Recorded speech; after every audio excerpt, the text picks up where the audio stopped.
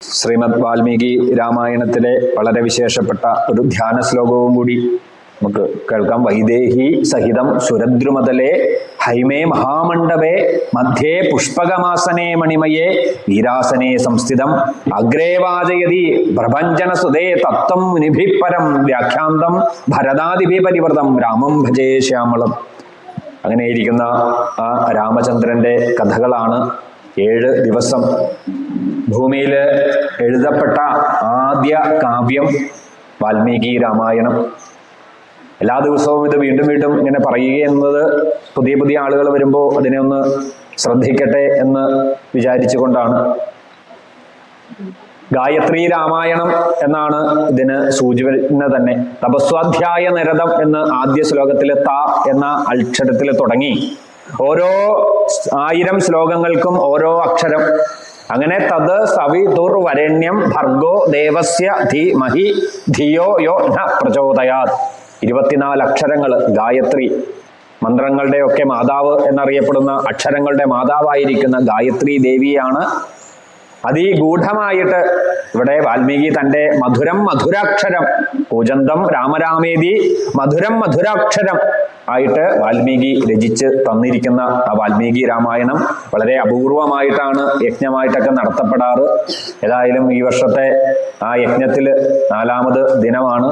ഇന്നലെ വൈകിട്ട് ഖരവധം നടത്തിയ ഭാഗത്തിലാണ് നമ്മൾ ഒരിക്കലും വിചാരിച്ചതോ ആഗ്രഹിച്ചതോ അല്ല, ഭഗവാനായിട്ട് തന്നെ ആ സമയത്ത് നമ്മളെ ഓർമ്മിപ്പിച്ചതാണ്.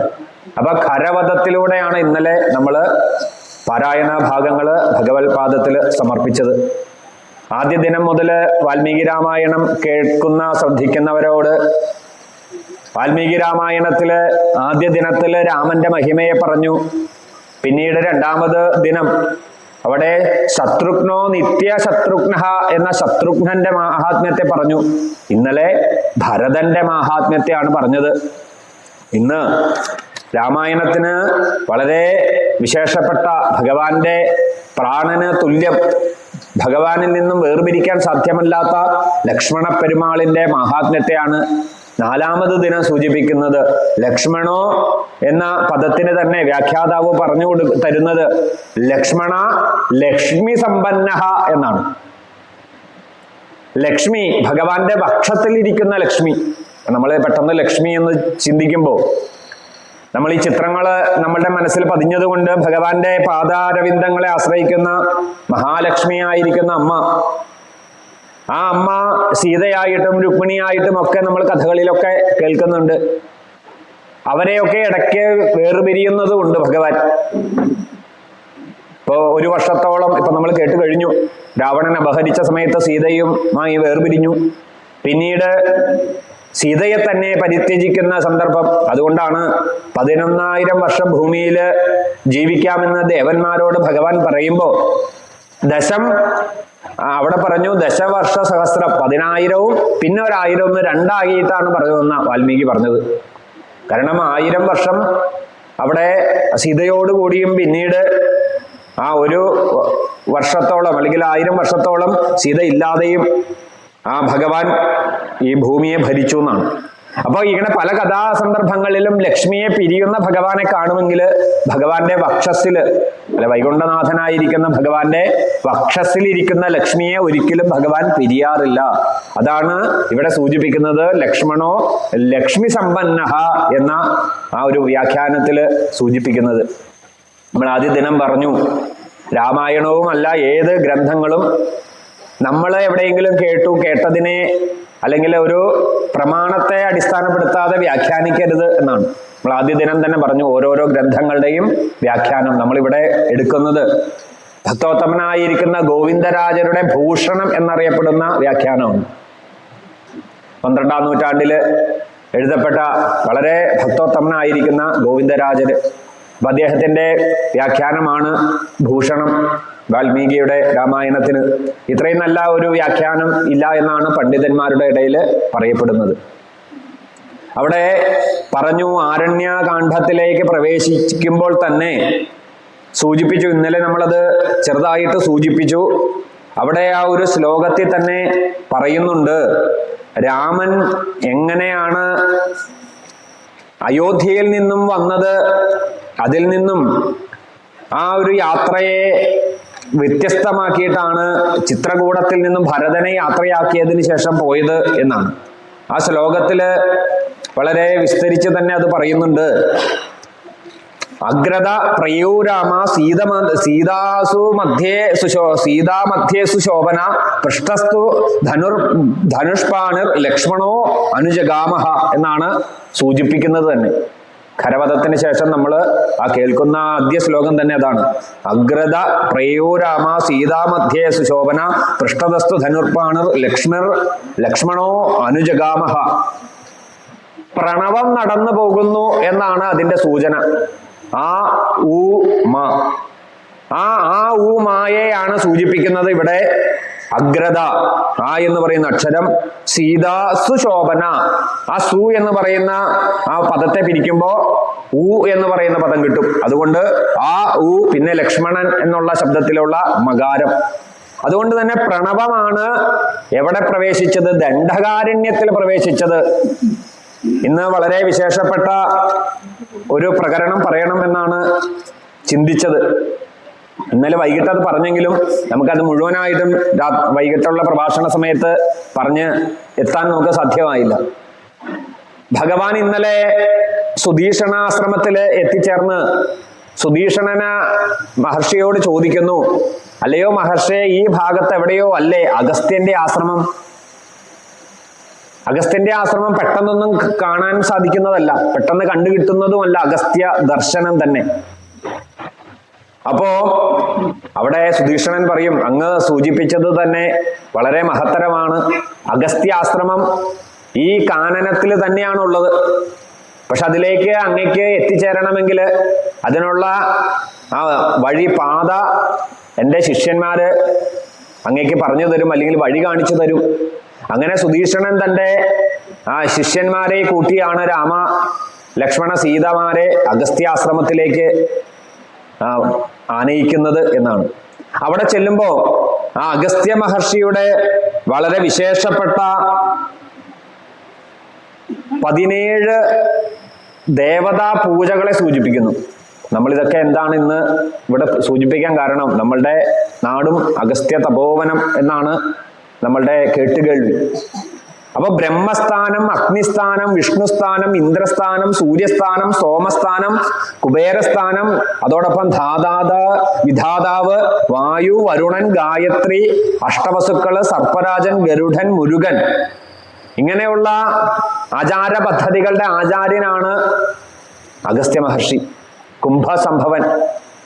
ആ അഗസ്ത്യന്റെ ജന്മം തന്നെ നമുക്ക് കേട്ട് നല്ല പരിചിതമുണ്ട്. കുംഭത്തിലാണ് ജനിച്ചത് എന്നാണ്. അങ്ങനെ ആ മിത്രാവരുണന്മാരുടെ ആ തേജസ്സിനാല് അവിടെ കുംഭത്തിൽ നിന്നും ജനിച്ച ആള് കുംഭസംഭവൻ അഗസ്ത്യൻ. അങ്ങനെയുള്ള അഗസ്ത്യ മഹർഷി പിന്നീട് ഭക്തോത്തമനായിരുന്നു. ശ്രീവിദ്യാ സമ്പ്രദായത്തിലെ ആദ്യത്തെ ഗുരുക്കന്മാരിൽപ്പെട്ട മഹാത്മാവാണ്. കൈലാസത്തിലെ പാർവതീ പരമേശ്വരന്മാരുടെ വിവാഹ സമയം, ആ സമയത്ത് ദേവതകളെല്ലാവരും കൈലാസത്തിൽ എത്തിച്ചേർന്നപ്പോ ഭൂമിയുടെ നിലനിൽപ്പിനെ ബാധിച്ചു എന്നാണ്. ദേവതകളുടെ മുഴുവൻ സാന്നിധ്യം കൈലാസ സമീപത്തെത്തിയത് കൊണ്ട് തന്നെ ഭൂമിയുടെ തെക്ക് ദിക്കിന് അതിനെ നിലനിർത്താൻ ഇൻബാലൻസ്, അതിൻ്റെ ആ ഭൂമിക്ക് തൻ്റെ ആ ഭാരത്തെ ക്രമപ്പെടുത്താൻ പറ്റിയില്ല എന്നാണ്. അപ്പൊ കുംഭസംഭവനായിരിക്കുന്ന അഗസ്ത്യൻ മുന്നില് വന്നിരുന്നു എന്നാണ് വിവാഹം കാണാനൊക്കെ. നമ്മളൊക്കെ അങ്ങനെയാണല്ലോ, നമ്മുടെ ഏറ്റവും വേണ്ടപ്പെട്ട ആളുടെ വിവാഹം കാണാൻ നമ്മൾ ആദ്യം മുന്നിൽ കയറിയിരിക്കും. ഇങ്ങനെ കഥ സൂചിപ്പിക്കുമ്പോൾ ഇത്തരത്തിൽ അഗസ്ത്യൻ വന്നിരുന്നപ്പോ അഗസ്ത്യ മഹർഷിയോട് പറഞ്ഞു, മഹാദേവൻ, അങ്ങ് ഇവിടെ ഇരുന്നാല് ഈ സമയത്ത് അങ്ങേക്ക് വലിയൊരു ലോകകാര്യം നന്മയെ ചെയ്യാനുണ്ട്. അങ്ങ് ദക്ഷിണ ദിക്കിലേക്ക് യാത്ര തിരിക്കൂ. അങ്ങനെ ദക്ഷിണ ദിക്കിലേക്ക് യാത്ര തിരിച്ചാൽ മാത്രമാണ് അങ്ങക്ക് ഈ ഭൂമിയെ പരിപാലനം ചെയ്യാൻ സാധ്യമാകൂ. ഭൂമിയുടെ ആ ഒരു മാറ്റത്തെ ഇല്ലായ്മ ചെയ്യാൻ അങ്ങക്കേ സാധിക്കൂ. പെരുവിരലിനോളം മാത്രമേ വലിപ്പമുള്ളൂ അഗസ്ത്യന്. അങ്ങനെയുള്ള അഗസ്ത്യ മഹർഷി ദേവീഭക്തനാണ്. വിന്ധ്യാചല നിവാസിനിയായിരിക്കുന്ന ദേവിയെ ഉപാസിച്ച് ദേവിയുടെ ശ്രീവിദ്യാ സമ്പ്രദായം നമ്മൾ പറഞ്ഞു. അങ്ങനെയുള്ള അതിലെ ആദ്യ ഗുരുക്കന്മാരിൽപ്പെട്ട മഹാത്മാവാണ് അദ്ദേഹം. തെക്ക് ദിക്കിനെ ലക്ഷ്യമാക്കി എത്തിച്ചേർന്നു എന്നാണ് കഥകളൊക്കെ നമുക്കറിയാം. വിന്ധ്യാപർവ്വതമൊക്കെ താണ്ടി ഈ തെക്ക് ദിക്കിലേക്ക് എവിടെ പറയപ്പെടുന്നത് നമ്മളുടെയൊക്കെ ഈ ദ്രാവിഡ ദേശത്തിലേക്ക് ആചാര പദ്ധതികളെ കൊണ്ടു തന്നത് അഗസ്ത്യ മഹർഷിയാണ്. നമ്മൾ നിലവിളക്ക് കൊളുത്തുക, എന്ത് ചടങ്ങിനും നിലവിളക്ക് അഗ്നി ജ്വലിപ്പിച്ച് ആരംഭിക്കുന്നത് അത് ഈ അഗസ്ത്യ മഹർഷിയുടെ സംഭാവന എന്നാണ് ആചാര്യന്മാർ പറഞ്ഞു കേൾക്കുന്നത്. ആഹാരം കഴിക്കുമ്പോൾ നമ്മൾ നിലത്തിരുന്ന് ആഹാരം കഴിക്കുക, ഇതൊക്കെ തുടങ്ങിയത് അഗസ്ത്യ മഹർഷിയിൽ നിന്നാണ്. ഇന്നും അഗസ്ത്യാശ്രമം, അഗസ്ത്യകൂടം, നമുക്ക് തെക്ക് നമ്മുടെ തിരുവനന്തപുരത്ത് അഗസ്ത്യാർകൂടം വളരെ വിശേഷപ്പെട്ട, വർഷത്തിൽ ഒരിക്കൽ ഇത്ര ദിവസം മാത്രമേ ആ ഒരു കാട്ടിലേക്ക് നമുക്ക് പ്രവേശനം അനുവദിക്കൂ ജനങ്ങൾക്ക്. അപ്പൊ അത്തരത്തിൽ അഗസ്ത്യനുമായിട്ട് വളരെ ബന്ധപ്പെട്ട ഒരു പുണ്യസ്ഥാനമാണ് നമ്മളുടെ കേരളം. മാത്രമല്ല പത്മനാഭസ്വാമിയുടെ ക്ഷേത്രത്തിലൊക്കെ ആ അഗസ്ത്യന്റെ സാന്നിധ്യം നിത്യവും ഉണ്ടെന്നാണ് നമ്മുടെ ക്ഷേത്രത്തിലും. അപ്പൊ അത്തരത്തില് അഗസ്ത്യന് വളരെ പ്രാധാന്യം. അവിടെ പറയുന്നത് അഗസ്ത്യന്റെ ഒരു കഥ കൂടി ഇന്ന് രാമായണത്തില് ഇന്നലെ നമ്മൾ കേട്ടു.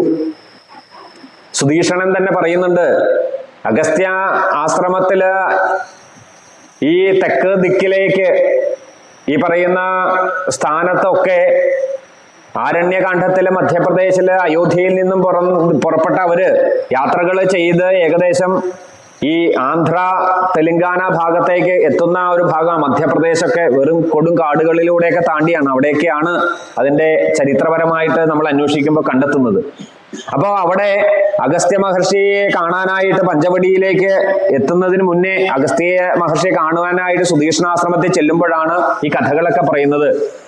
പണ്ട് ഇല്ലുലനും വാതാപിയും എന്നറിയപ്പെടുന്ന രണ്ട് അസുരന്മാര്, ഇവര് ധാരാളം സജ്ജനങ്ങളെ ബ്രാഹ്മണരെയൊക്കെ വധിക്കുന്ന ഒരു കഥ ഒരുപക്ഷെ എല്ലാവർക്കും അറിയായിരിക്കും. ഇല്ലുലനും വാതാപിയും സഹോദരന്മാരാണ്. അതില് വാതാപി ഒരു ശരീരം എപ്പോ വേണമെങ്കിലും മായയെ സ്വീകരിച്ച് ശരീരത്തിന് മാറ്റം വരുത്താൻ സാധിക്കുന്ന ഒരു കഴിവുണ്ട്.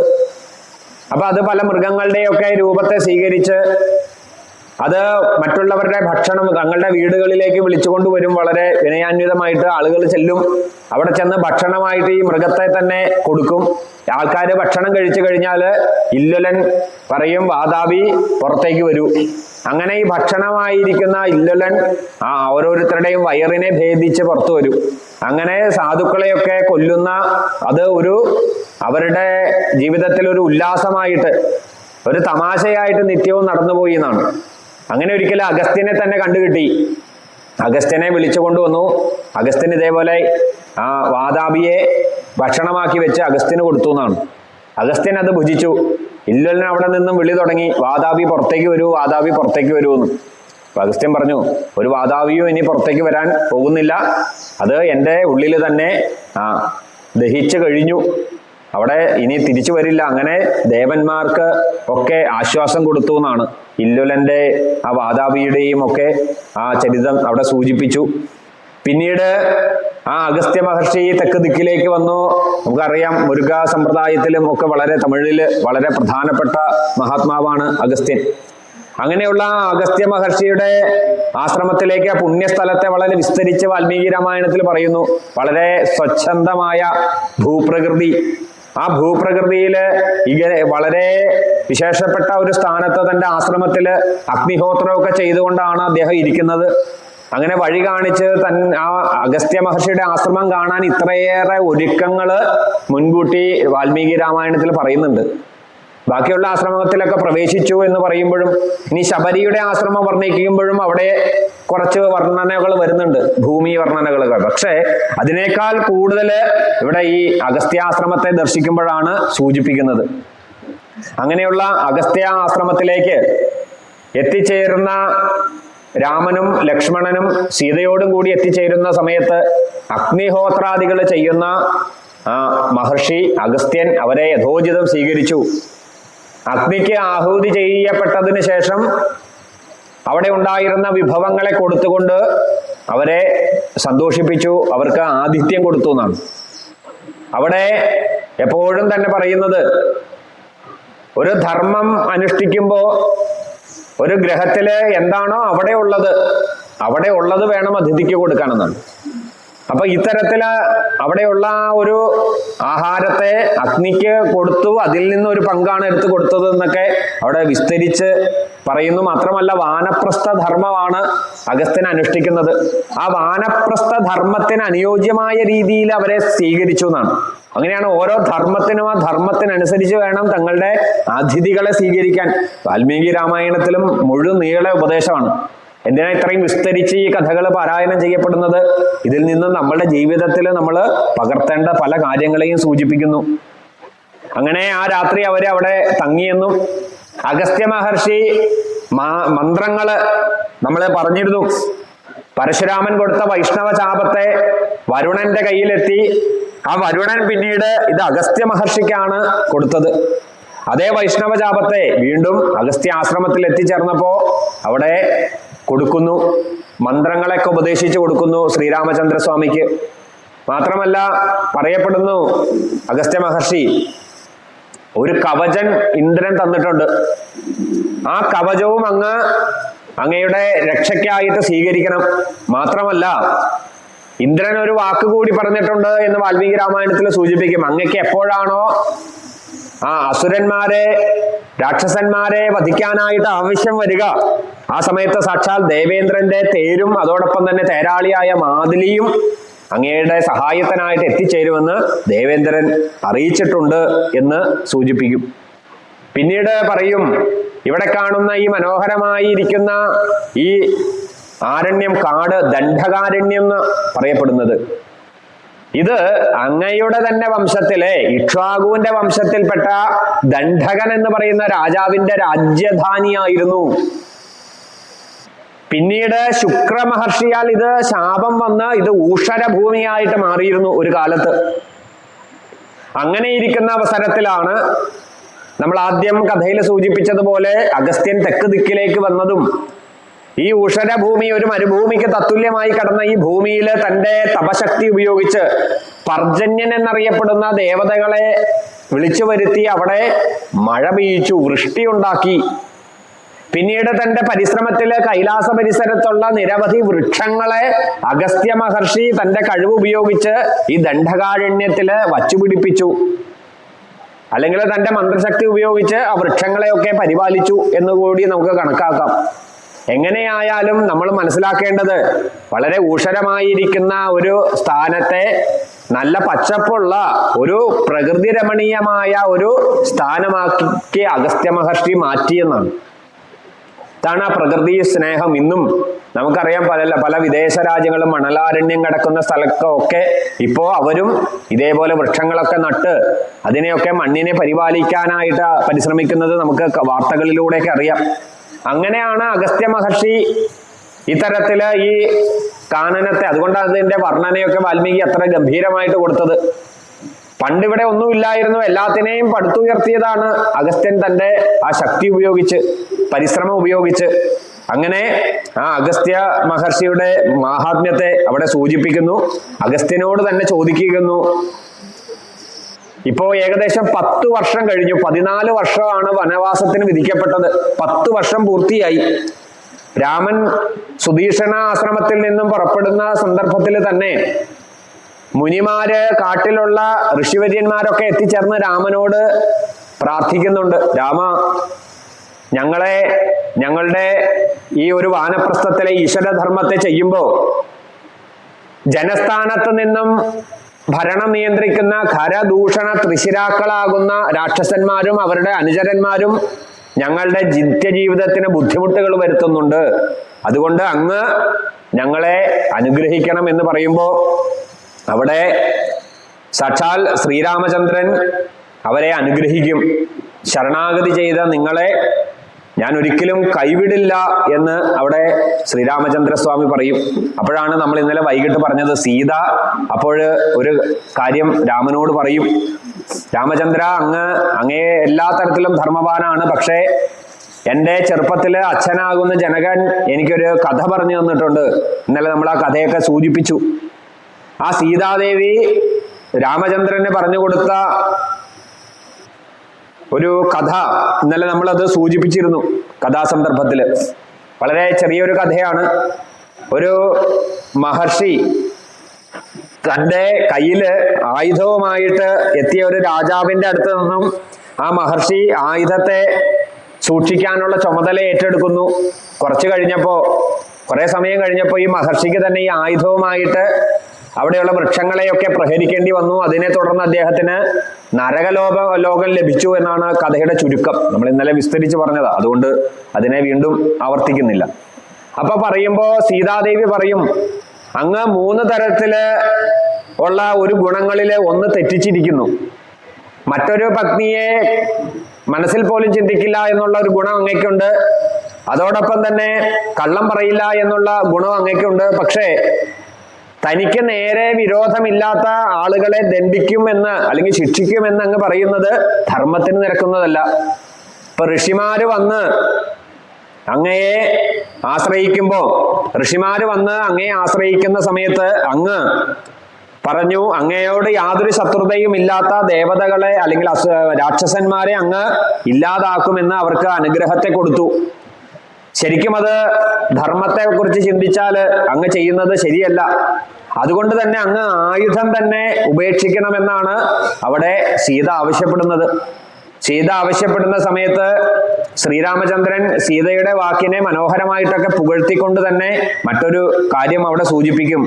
വളരെ വിശേഷപ്പെട്ട ഒരു ശ്ലോകത്തെ അവിടെ എടുത്തുകൊണ്ട് അവിടെ പറയുന്നുണ്ട്, അല്ലയോ സീതാദേവി, ഇനി സീതയെ അല്ല ലക്ഷ്മണനെ അല്ല ആരെ ത്യജിക്കേണ്ടി വന്നാലും അവിടെ പറയും, അപ്യഹം ജീവിതം ജഹ്യാം ത്വാം വാ സീതേ സ ലക്ഷ്മണാം ന ശ്രുതിജ്ഞാം സംസൃത്യ ബ്രാഹ്മണേഭ്യോ വിശേഷത. അല്ലയോ സീതയെ, ദേവിയെ തന്നെ ത്യജിക്കേണ്ടി വന്നാലും ലക്ഷ്മണനെ തന്നെ ത്യജിക്കേണ്ടി വന്നാലും എന്റെ പ്രതിജ്ഞ, എന്നെ ശരണാഗതി ആശ്രയിച്ച സജ്ജനങ്ങൾക്ക്, സാധുക്കൾക്ക് ഞാൻ അനുഗ്രഹം തന്നെ കൊടുത്തിരിക്കും. അതിന് യാതൊരു സംശയവുമില്ല എന്ന് ഭഗവാൻ പറഞ്ഞിരിക്കുന്ന വാക്കാണ്. അപ്പൊ ഭഗവാന്റെ നിത്യസൂരിയായിരിക്കുന്ന ലക്ഷ്മിയും അതോടൊപ്പം തന്നെ ശേഷനായിരിക്കുന്ന ലക്ഷ്മണനും എതിർത്താൽ പോലും ഭഗവാനിലേക്ക് ആരാണോ ശരണാഗതി അടയുന്നത് അവരെ ഭഗവാൻ യോഗവും ക്ഷേമവും നടത്തുമെന്ന് ഒരിക്കൽ കൂടി ഓർമ്മിപ്പിക്കുന്ന വളരെ വിശേഷപ്പെട്ട വാൽമീകി രാമായണത്തിലെ ഒരു ശ്ലോകമാണ് കേട്ടത്. അങ്ങനെയുള്ള ആ ഭഗവാൻ ഇത്തരത്തിൽ പറയുമ്പോൾ സീതാദേവി അഭിനന്ദിക്കുന്നു. അങ്ങ് ആ പറഞ്ഞ വാക്കിനെ സത്യമാണ്, അങ്ങ് ആയുധം കയ്യിൽ എടുത്തോളൂ എന്ന് അവിടെ സൂചിപ്പിക്കുന്നു. അങ്ങനെ അവര് ഈ അഗസ്ത്യാശ്രമത്തിൽ ചെന്ന് അഗസ്ത്യ മഹർഷിയോട് ചോദിക്കുമ്പോൾ അഗസ്ത്യ മഹർഷി പറയും, ഇത്രയും 10 വർഷം കഴിഞ്ഞിട്ടും ഒരു ഖരദൂഷണ തൃശിരാക്കളെയും കണ്ടുകിട്ടിയില്ലല്ലോ എന്ന് രാവണൻ പറയുമ്പോഴോ, അല്ലെങ്കിൽ രാമൻ പറയുന്നു, ഒരു തരത്തിലുമുള്ള ഈ ഖരദൂഷണ തൃശിരാക്കള് രാവണൻ ഉൾപ്പെടെയുള്ള രാക്ഷസന്മാരെ ഒന്നും ഇതുവരെ ഒരു കാട്ടിലും കണ്ടില്ല. ഇവരെ ഞാൻ എങ്ങനെ കണ്ടുമുട്ടും, എന്റെ വാക്കിനെ സത്യമാക്കാനായിട്ട് ഇവരായി എങ്ങനെ നേരിടും എന്ന് അഗസ്ത്യനോട് ചോദിക്കുമ്പോൾ അഗസ്ത്യൻ പറയും, ഇവിടെ തൊട്ടടുത്തുള്ള ഒരു സ്ഥലമുണ്ട്, പഞ്ചവടി എന്നറിയപ്പെടുന്ന സ്ഥലമാണ്. അവിടെയൊക്കെ രാക്ഷസന്മാരുടെ നിത്യ സഞ്ചാരമുള്ള ഒരു സ്ഥാനമാണ്. അവിടെ നല്ലൊരു പർണശാല തയ്യാറാക്കി അവിടെ അങ്ങ് ഇനിയുള്ള കാലം കഴിയൂ, അപ്പോഴതിനുള്ള വഴിയും ഉണ്ടാകുമെന്ന് അഗസ്ത്യ മഹർഷി പറഞ്ഞു കൊടുക്കും. അങ്ങനെ അഗസ്ത്യ മഹർഷിയുടെ വാക്കിനെ സ്വീകരിച്ചുകൊണ്ട് പഞ്ചവടി പ്രവേശം ഭഗവാൻ നടത്തുന്നു. ആ പഞ്ചവടിയിലേക്ക് ചെല്ലുന്നതിന് മുന്നേ ആണ് വളരെ വിശാലമായ ഒരു പക്ഷിരാജനെ കാണുന്നത്. ജഡായു എന്നറിയപ്പെടുന്ന ഒരു കഴുകനെ രൂപത്തെ, കഴുകൻ എന്നൊക്കെ നമുക്ക് കണക്കാക്കാം, അത്തരത്തിൽ വലിയൊരു പക്ഷി. പെട്ടെന്ന് തന്നെ ആയുധമെടുത്ത് രാക്ഷസനാണ് എന്ന് ചിന്തിച്ച് രാമൻ അതിനെ ലക്ഷ്യം പിടിക്കുന്ന അവസരത്തില് ആ ജഡായു എന്നറിയപ്പെടുന്ന പക്ഷി വന്ന് ഭഗവാന്റെ ചരണങ്ങളെ ആശ്രയിച്ച് പറയും, ഞാൻ അങ്ങയുടെ സുഹൃത്താണ്, അച്ഛന്റെ സുഹൃത്താണ്, എന്നെ വധിക്കരുത്, എന്നെ ഉപദ്രവിക്കരുത്, ഞാൻ അങ്ങയുടെ സേവകനാണ്, മാത്രമല്ല അങ്ങയും ലക്ഷ്മണനും ഇല്ലാതിരിക്കുന്ന ഒരു അവസരമുണ്ടെങ്കിൽ ആ സമയത്ത് സീതാദേവിയെ സംരക്ഷിക്കാൻ ഞാൻ തയ്യാറാണ് എന്നുകൂടി അവിടെ ഓർമ്മിപ്പിക്കുന്നു. മാത്രമല്ല അവിടെ വാൽമീകി രാമായണത്തിൽ വിശേഷപ്പെട്ട ഒരു ഭാഗം ജഡായു പറയുന്നുണ്ട്, തൻ്റെ വംശാവലിയെ വിസ്തരിച്ച് പറയും.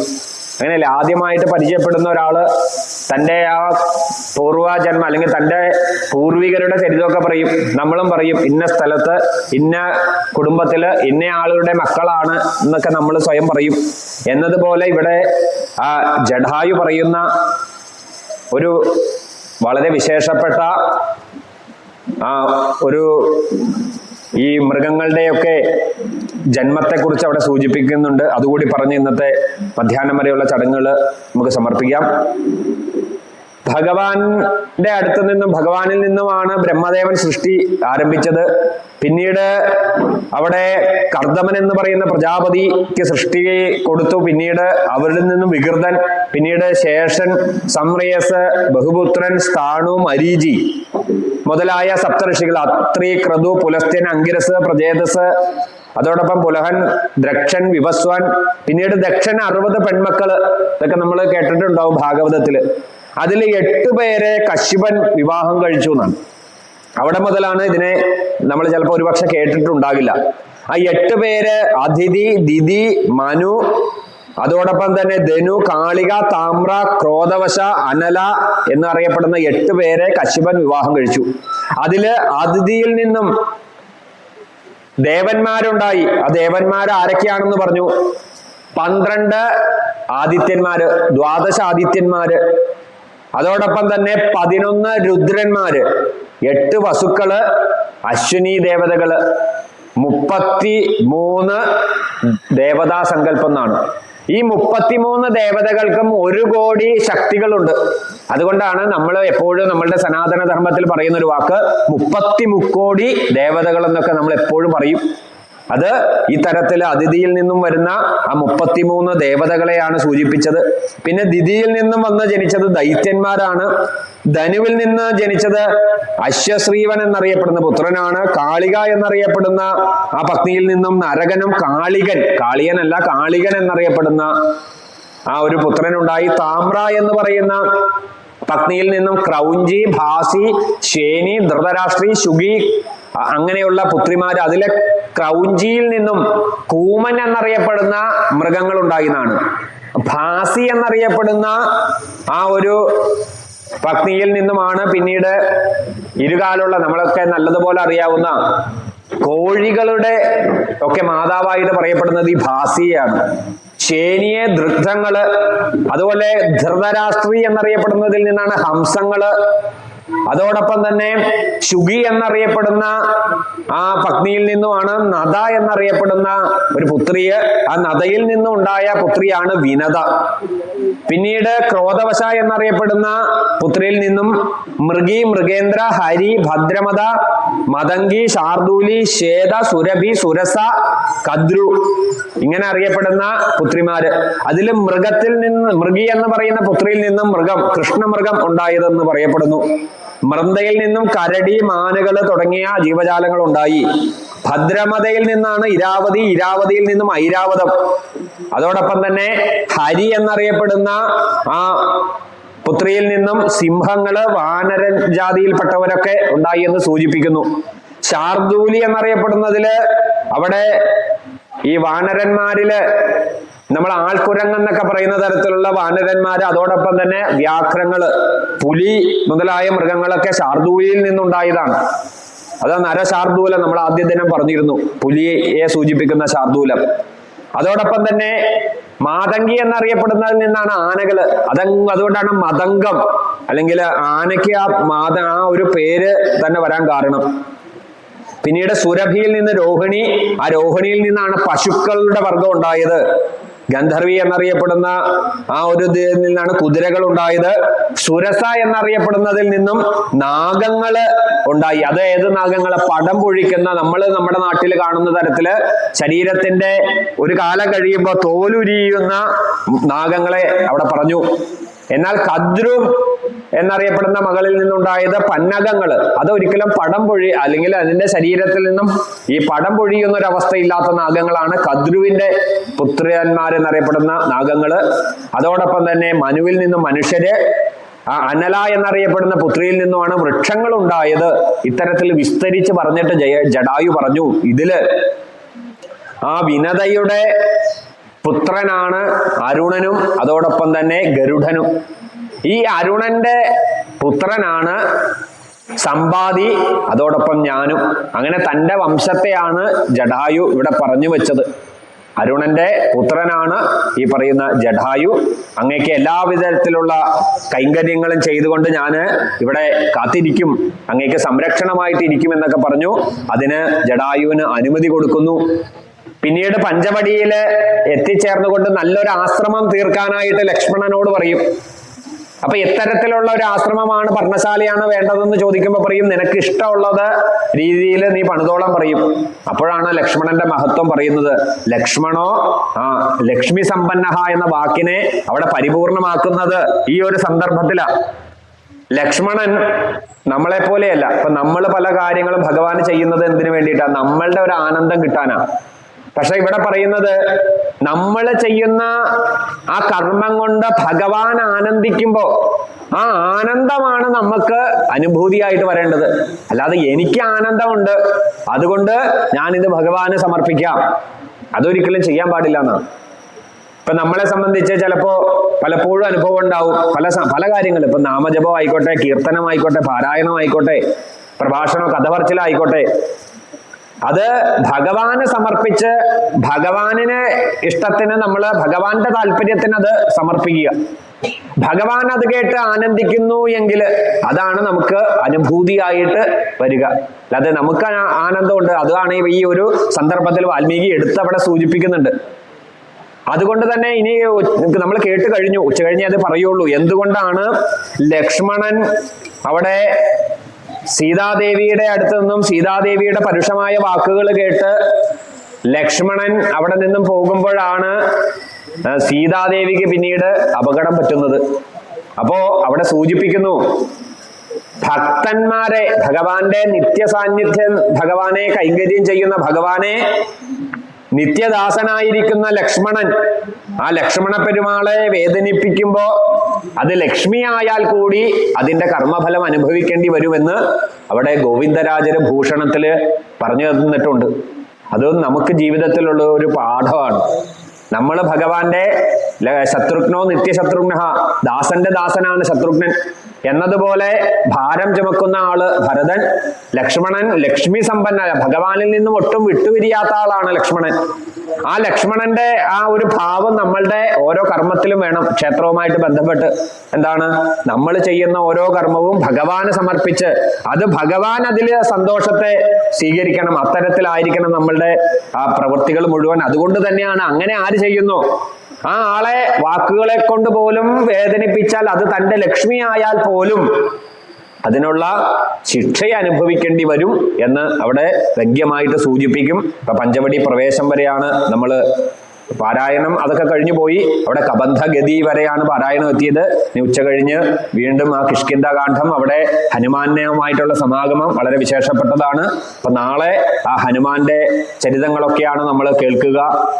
അപ്പോ നാളെ വളരെ വിശേഷപ്പെട്ട കരിക്ക് കൊണ്ട് അഭിഷേകം, അതോടൊപ്പം തന്നെ താമ്പൂലം, ഒരു വെറ്റില നമുക്ക് സമർപ്പിക്കാൻ കഴിയുമെങ്കിൽ വളരെ ശ്രേഷ്ഠമാണ്.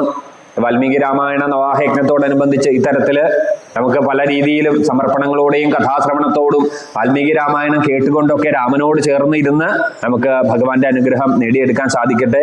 ഇന്ന് രാവിലെ മുതൽ ക്ഷേത്രത്തിൽ എത്തിച്ചേർന്നതും സമർപ്പണം നടത്തിയതുമായ എല്ലാ സജ്ജനങ്ങൾക്കും വാൽമീകി രാമായണത്തിന്റെ എല്ലാ തരത്തിലുമുള്ള ശ്രേയസ്സുകൾ ഉണ്ടാകട്ടെ എന്ന് ഈ അവസരത്തിൽ പ്രാർത്ഥിക്കുന്നു. ഇന്ന് ഇവിടെ എത്തിച്ചേർന്ന എല്ലാ സജ്ജനങ്ങളെയും സാക്ഷാൽ ശ്രീലകത്ത് കുടികൊള്ളുന്ന ശ്രീരാമചന്ദ്രനായിട്ട് തന്നെ കണ്ട് ഇവിടെ എത്തിച്ചേർന്ന എല്ലാ സജ്ജനങ്ങളുടെയും പാദങ്ങളെ രാമനായിട്ട് കണ്ട് രാമപാദങ്ങളെ നമസ്കരിച്ചുകൊണ്ട് മധ്യാഹ്നം വരെയുള്ള ചടങ്ങുകൾ ഭഗവത് പാദത്തിലേക്ക് സമർപ്പിക്കുന്നു. പൂർണ്ണമതം പൂർണ്ണമിതം പൂർണ്ണാൽ പൂർണ്ണമുദശ്യതേ പൂർണ്ണസ്യ പൂർണ്ണമാദായ പൂർണ്ണമേവാവശിഷ്യതേ. ശാന്തി ശാന്തി.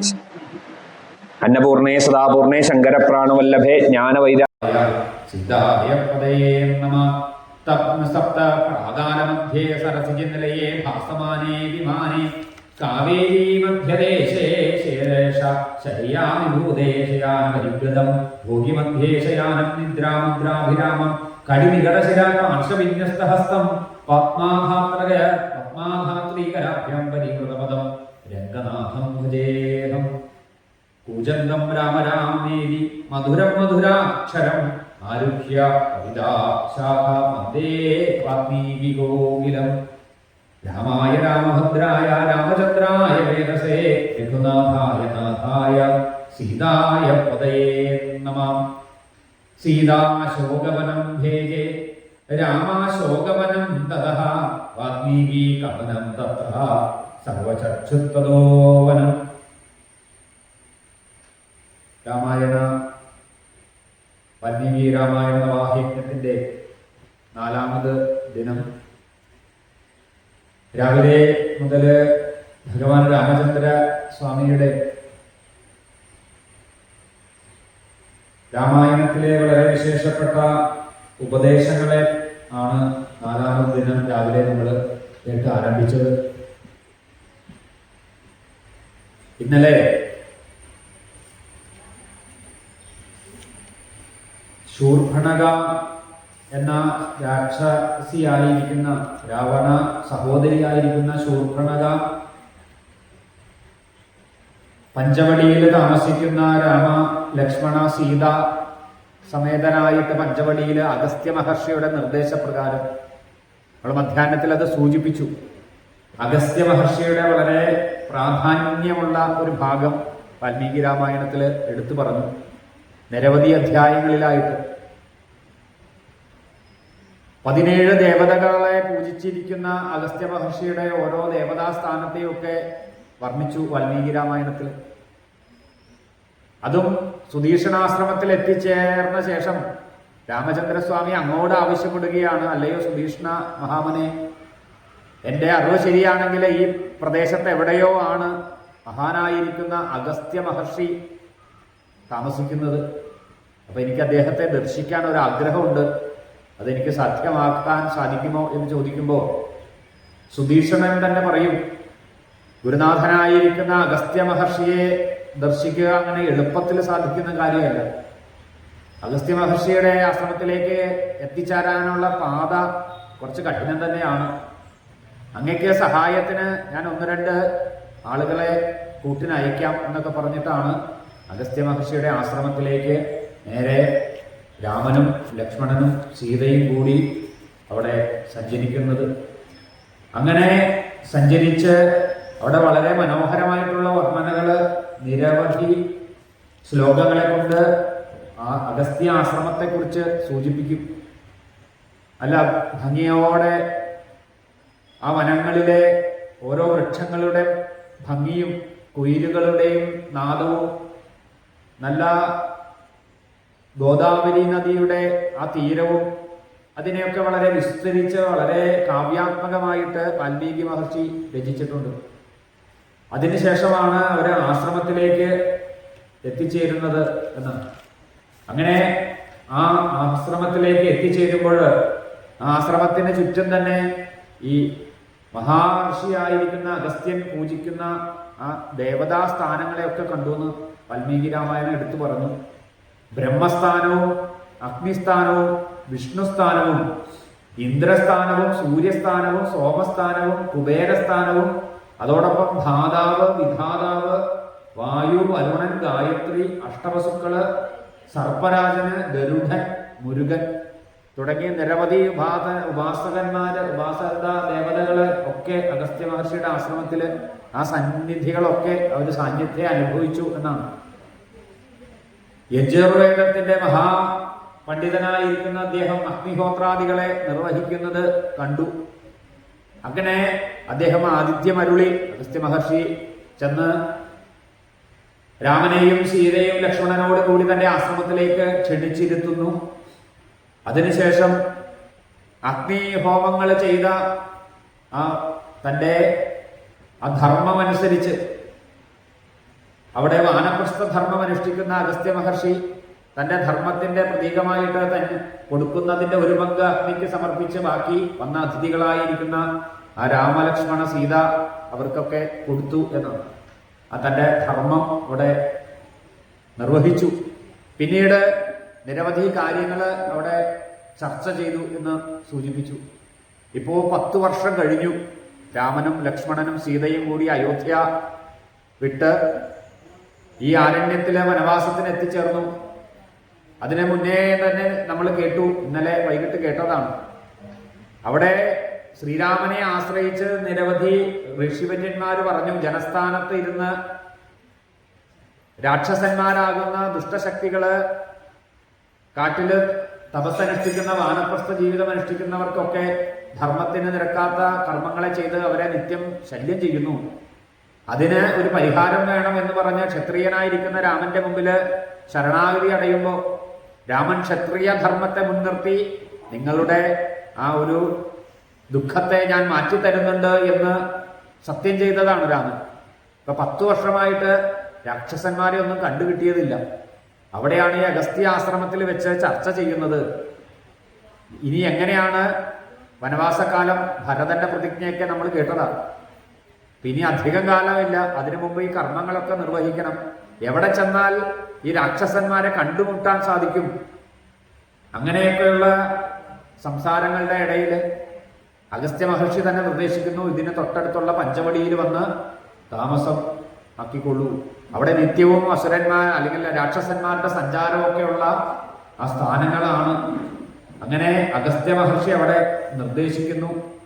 മാത്രമല്ല, ഈ അഗസ്ത്യ ആശ്രമത്തെ കാണുമ്പോൾ രാമൻ അത്ഭുതം കൊണ്ട് അഗസ്ത്യ മഹർഷിയോട് തന്നെ ചോദിക്കും, ഞാൻ നിരവധി കാനനങ്ങളിലൂടെ ഇപ്പോൾ യാത്ര കഴിഞ്ഞു 10 വർഷമായിട്ട്. പക്ഷെ മറ്റൊരു കാനനത്തിലും കാണാത്ത തരത്തിലൊരു മനോഹരമായ ഒരു അനുഭൂതി അങ്ങയുടെ ഈ കാടിരിക്കുന്ന ആശ്രമ പരിസരം ഇരിക്കുന്ന ഈ കാട്ടിൽ വന്നപ്പോൾ ഉണ്ട്. ഇതിന്റെ പ്രത്യേകത എന്താണ് എന്ന് ചോദിക്കുമ്പോൾ അവിടെ അഗസ്ത്യ മഹർഷി പുഞ്ചിരിച്ചുകൊണ്ട് പറയും, രാമ, ഇത് അങ്ങയുടെ പൂർവജനായിരിക്കുന്ന ഇക്ഷ്വാകുവിന്റെ വംശത്തിൽ തന്നെ പെട്ട ദണ്ഡകൻ എന്ന് പറയുന്ന രാജാവ് ഭരിച്ചിരുന്ന രാജ്യമായിരുന്നു ഇത്. ഒരിക്കല് ശുക്രാചാര്യരുടെ ശാപം നിമിത്തം ഇത് വെറും ഊഷര ഭൂമിയായിട്ട് മാറിപ്പോയി, വെറും മരുഭൂമിയായിട്ട് മാറിപ്പോയി. പിന്നീട് അവിടെ പാർവതീ സ്വയംവരം നടക്കുന്ന സന്ദർഭത്തില് കൈലാസത്തിൽ നിന്നും മഹാദേവന്റെ നിർദ്ദേശത്തെ തുടർന്ന് തെക്ക് ദിക്കിലേക്ക് യാത്ര തിരിച്ച അഗസ്ത്യ മഹർഷി ഈ പർവ്വതത്തെ താണ്ടി ഇവിടെ വിന്ധ്യന്റെ അഹങ്കാരത്തെയൊക്കെ മാറ്റി തെക്ക് ദിക്കിലേക്ക് സഞ്ചരിച്ച അഗസ്ത്യ മഹർഷി ഈ ഊഷര ഭൂമി കണ്ടപ്പോ മനോദുഃഖം കാരണം തന്റെ ശക്തിയെ ആവാഹിച്ചെടുത്ത് പർജന്യൻ എന്നറിയപ്പെടുന്ന ശക്തിയെ ആശ്രയിച്ചുകൊണ്ട് അവിടെ നല്ല പോലെ മഴ പെയ്ച്ചു എന്ന്. പിന്നീട് കൈലാസ ശിഖരങ്ങളിൽ നിന്നുള്ള വൃക്ഷങ്ങളെയൊക്കെ തന്റെ ശക്തിയെ ഉപയോഗിച്ച് ഈ ഭൂമിയില് നട്ടുവളർത്തിയെന്ന്. അപ്പോ അഗസ്ത്യ മഹർഷി മറ്റൊരു പ്രകൃതി, ഒരു കാടിനെ തന്റെ ശക്തി ഉപയോഗിച്ച്, തന്റെ പ്രയത്നം ഉപയോഗിച്ച് അഗസ്ത്യ മഹർഷി ഈ മനോഹരമായിരിക്കുന്ന ഈ ദണ്ഡകാരണ്യം എന്നറിയപ്പെടുന്ന ഈ ദണ്ഡകന്റെ ആ ആരണ്യം, ആ ദണ്ഡകന്റെ ആരണ്യത്തില് അഗസ്ത്യ മഹർഷിയുടെ സാന്നിധ്യത്തില് അവിടെ അഗസ്ത്യൻ പറയുന്നു, രാമ, അങ്ങയുടെ ഈ വരവ് തന്നെ പണ്ട് ശുക്രാചാര്യരാൽ ശാപം ലഭിച്ച ഈ പുണ്യഭൂമിയെ രാമന്റെ കാലിന്റെ സ്പർശനമേറ്റ നിമിഷം തന്നെ ഇത് ആ ശാപപാപങ്ങളെ മാറ്റിക്കൊണ്ട് വളരെ വിശേഷപ്പെട്ട ഒരു പുണ്യസ്ഥലമായിട്ട് മാറി. പിന്നീട് ആ രാമചന്ദ്രനോട് പറയുന്നു, അങ്ങയുടെ ആ ജീവിത ലക്ഷ്യത്തിലെ ഒരു കാര്യം തന്നെയാണ് അങ്ങയുടെ പൂർവജന് വന്ന ഈ ശാപത്തെ മാറ്റിയെടുക്കാൻ അങ്ങ് ഈ വനവാസത്തിന് പുറപ്പെട്ടതും ഇതും ഈശ്വര നിയോഗം. അങ്ങനെ പറഞ്ഞുകൊണ്ട് ആ ദണ്ഡകാരണ്യത്തിന്റെ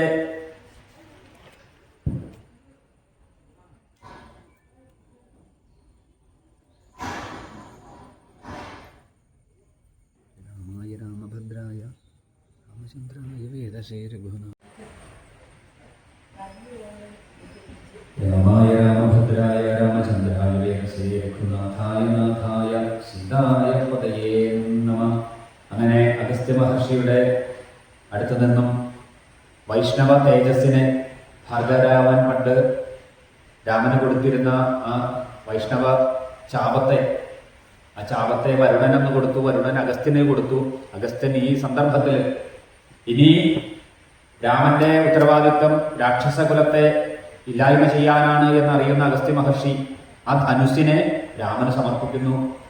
നിരവധി അസ്ത്രവിദ്യകള്, മന്ത്രവിദ്യകളെ ഒക്കെ പഠിപ്പിക്കുന്നു. മാത്രമല്ല അവിടെ സൂചിപ്പിച്ചു, ദേവേന്ദ്രൻ തന്നിരിക്കുന്ന ഒരു കവചത്തെ രാമന് കൊടുക്കുന്നു.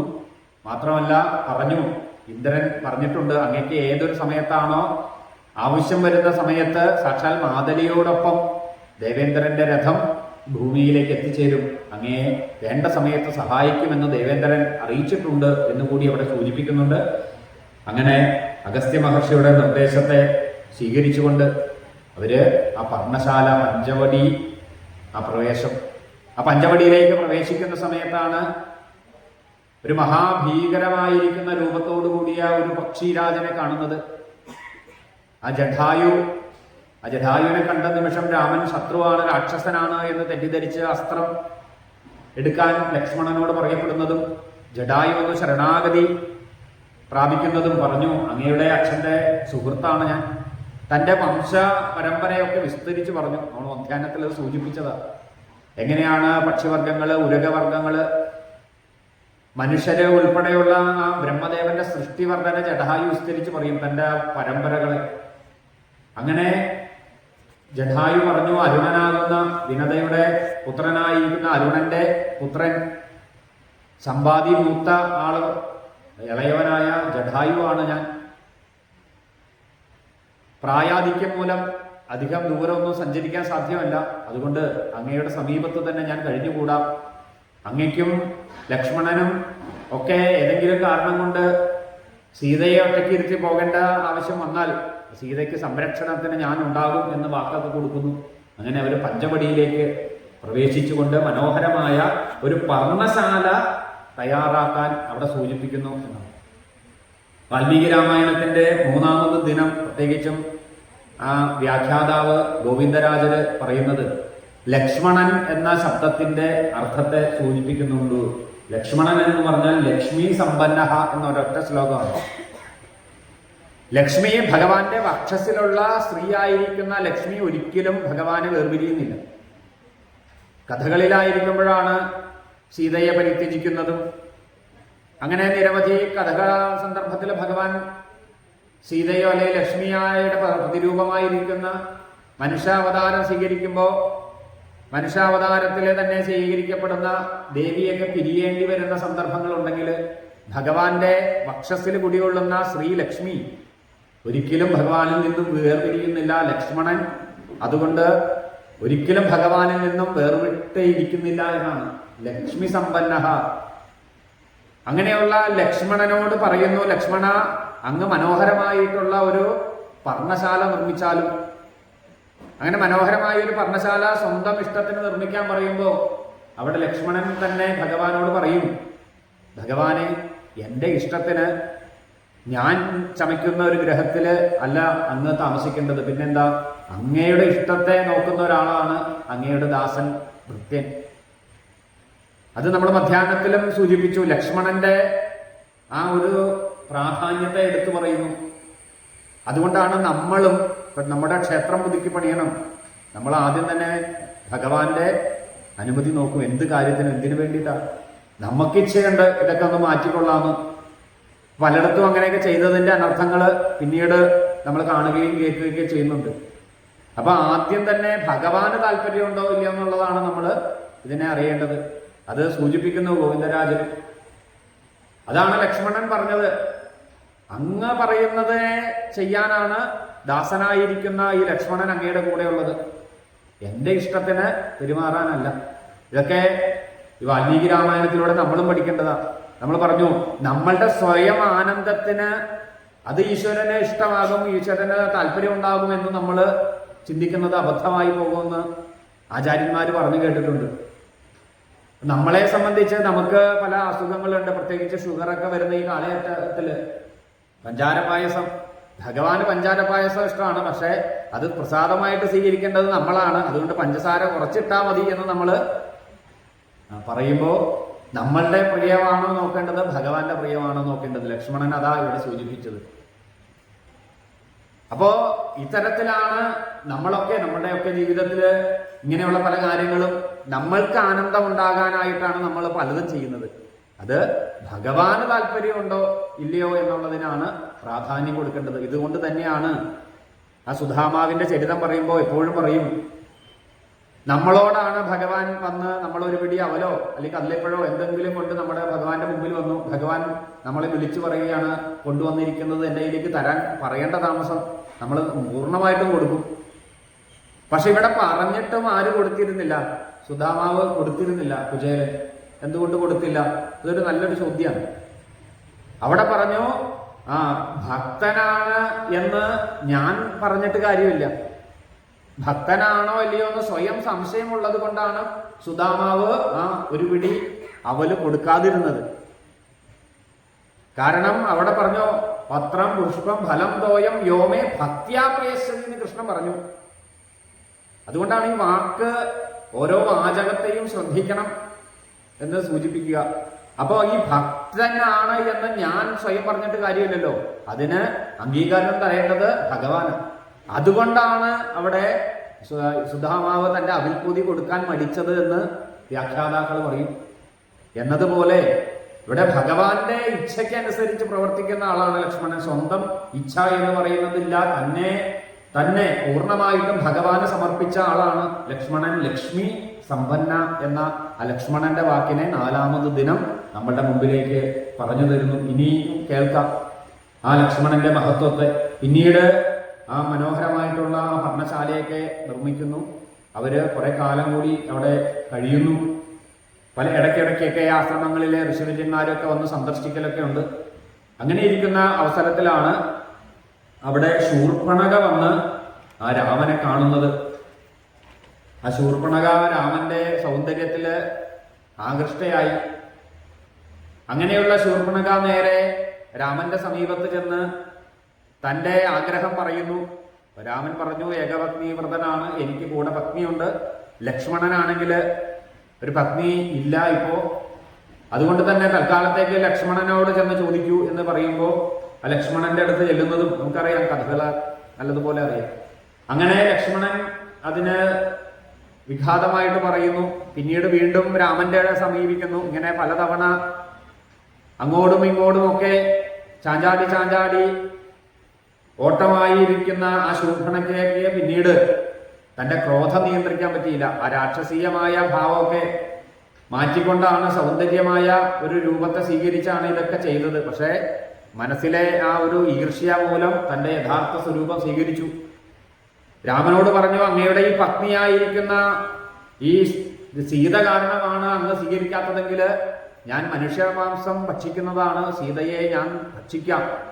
അങ്ങനെ പറഞ്ഞ് സീതയ്ക്ക് നേരെ അടുക്കുമ്പോൾ ലക്ഷ്മണനെ വിളിച്ചു പറയുന്ന നിമിഷം ലക്ഷ്മണൻ തന്റെ ആയുധവുമായിട്ട് ശൂർപ്പണഖയുടെ കാതും മൂക്കും ഛേദിച്ചു എന്നാണ്. അപ്പോ അത്തരത്തിൽ നമ്മളത് ഇന്നലെയും സൂചിപ്പിച്ചു. അങ്ങനെ ലക്ഷ്മണകുമാരൻ അത് ചെയ്തു. പിന്നീട് നേരെ ഖരന്റെ സമീപത്ത് ചെന്നുകൊണ്ട് ശൂർപ്പണഖ വിലപിക്കുന്നു. ഖരൻ 14 പേരെ ആദ്യം ശൂർപ്പണഖയുടെ കൂടെ പറഞ്ഞയക്കുന്നു. ഈ 14 പേരെയും രാമൻ നിഗ്രഹിക്കുന്നു. തുടർന്ന് വീണ്ടും ശൂർപ്പണഖ ചെന്ന് കരയുന്ന അവസരത്തിൽ ഖരദൂഷണ ത്രിശിരാക്കള് 3 പേരും 14,000 പടയോടും കൂടി രാമനെ എതിരിടാനായിട്ട് പുറപ്പെടുന്നു. ഈ വലിയ രാക്ഷസ കോലാഹലം പടയുടെ നീക്കം കണ്ടപ്പോൾ രാമൻ നിർദ്ദേശം കൊടുക്കുന്നു ലക്ഷ്മണനോടും അതോടൊപ്പം തന്നെ സീതയോടും.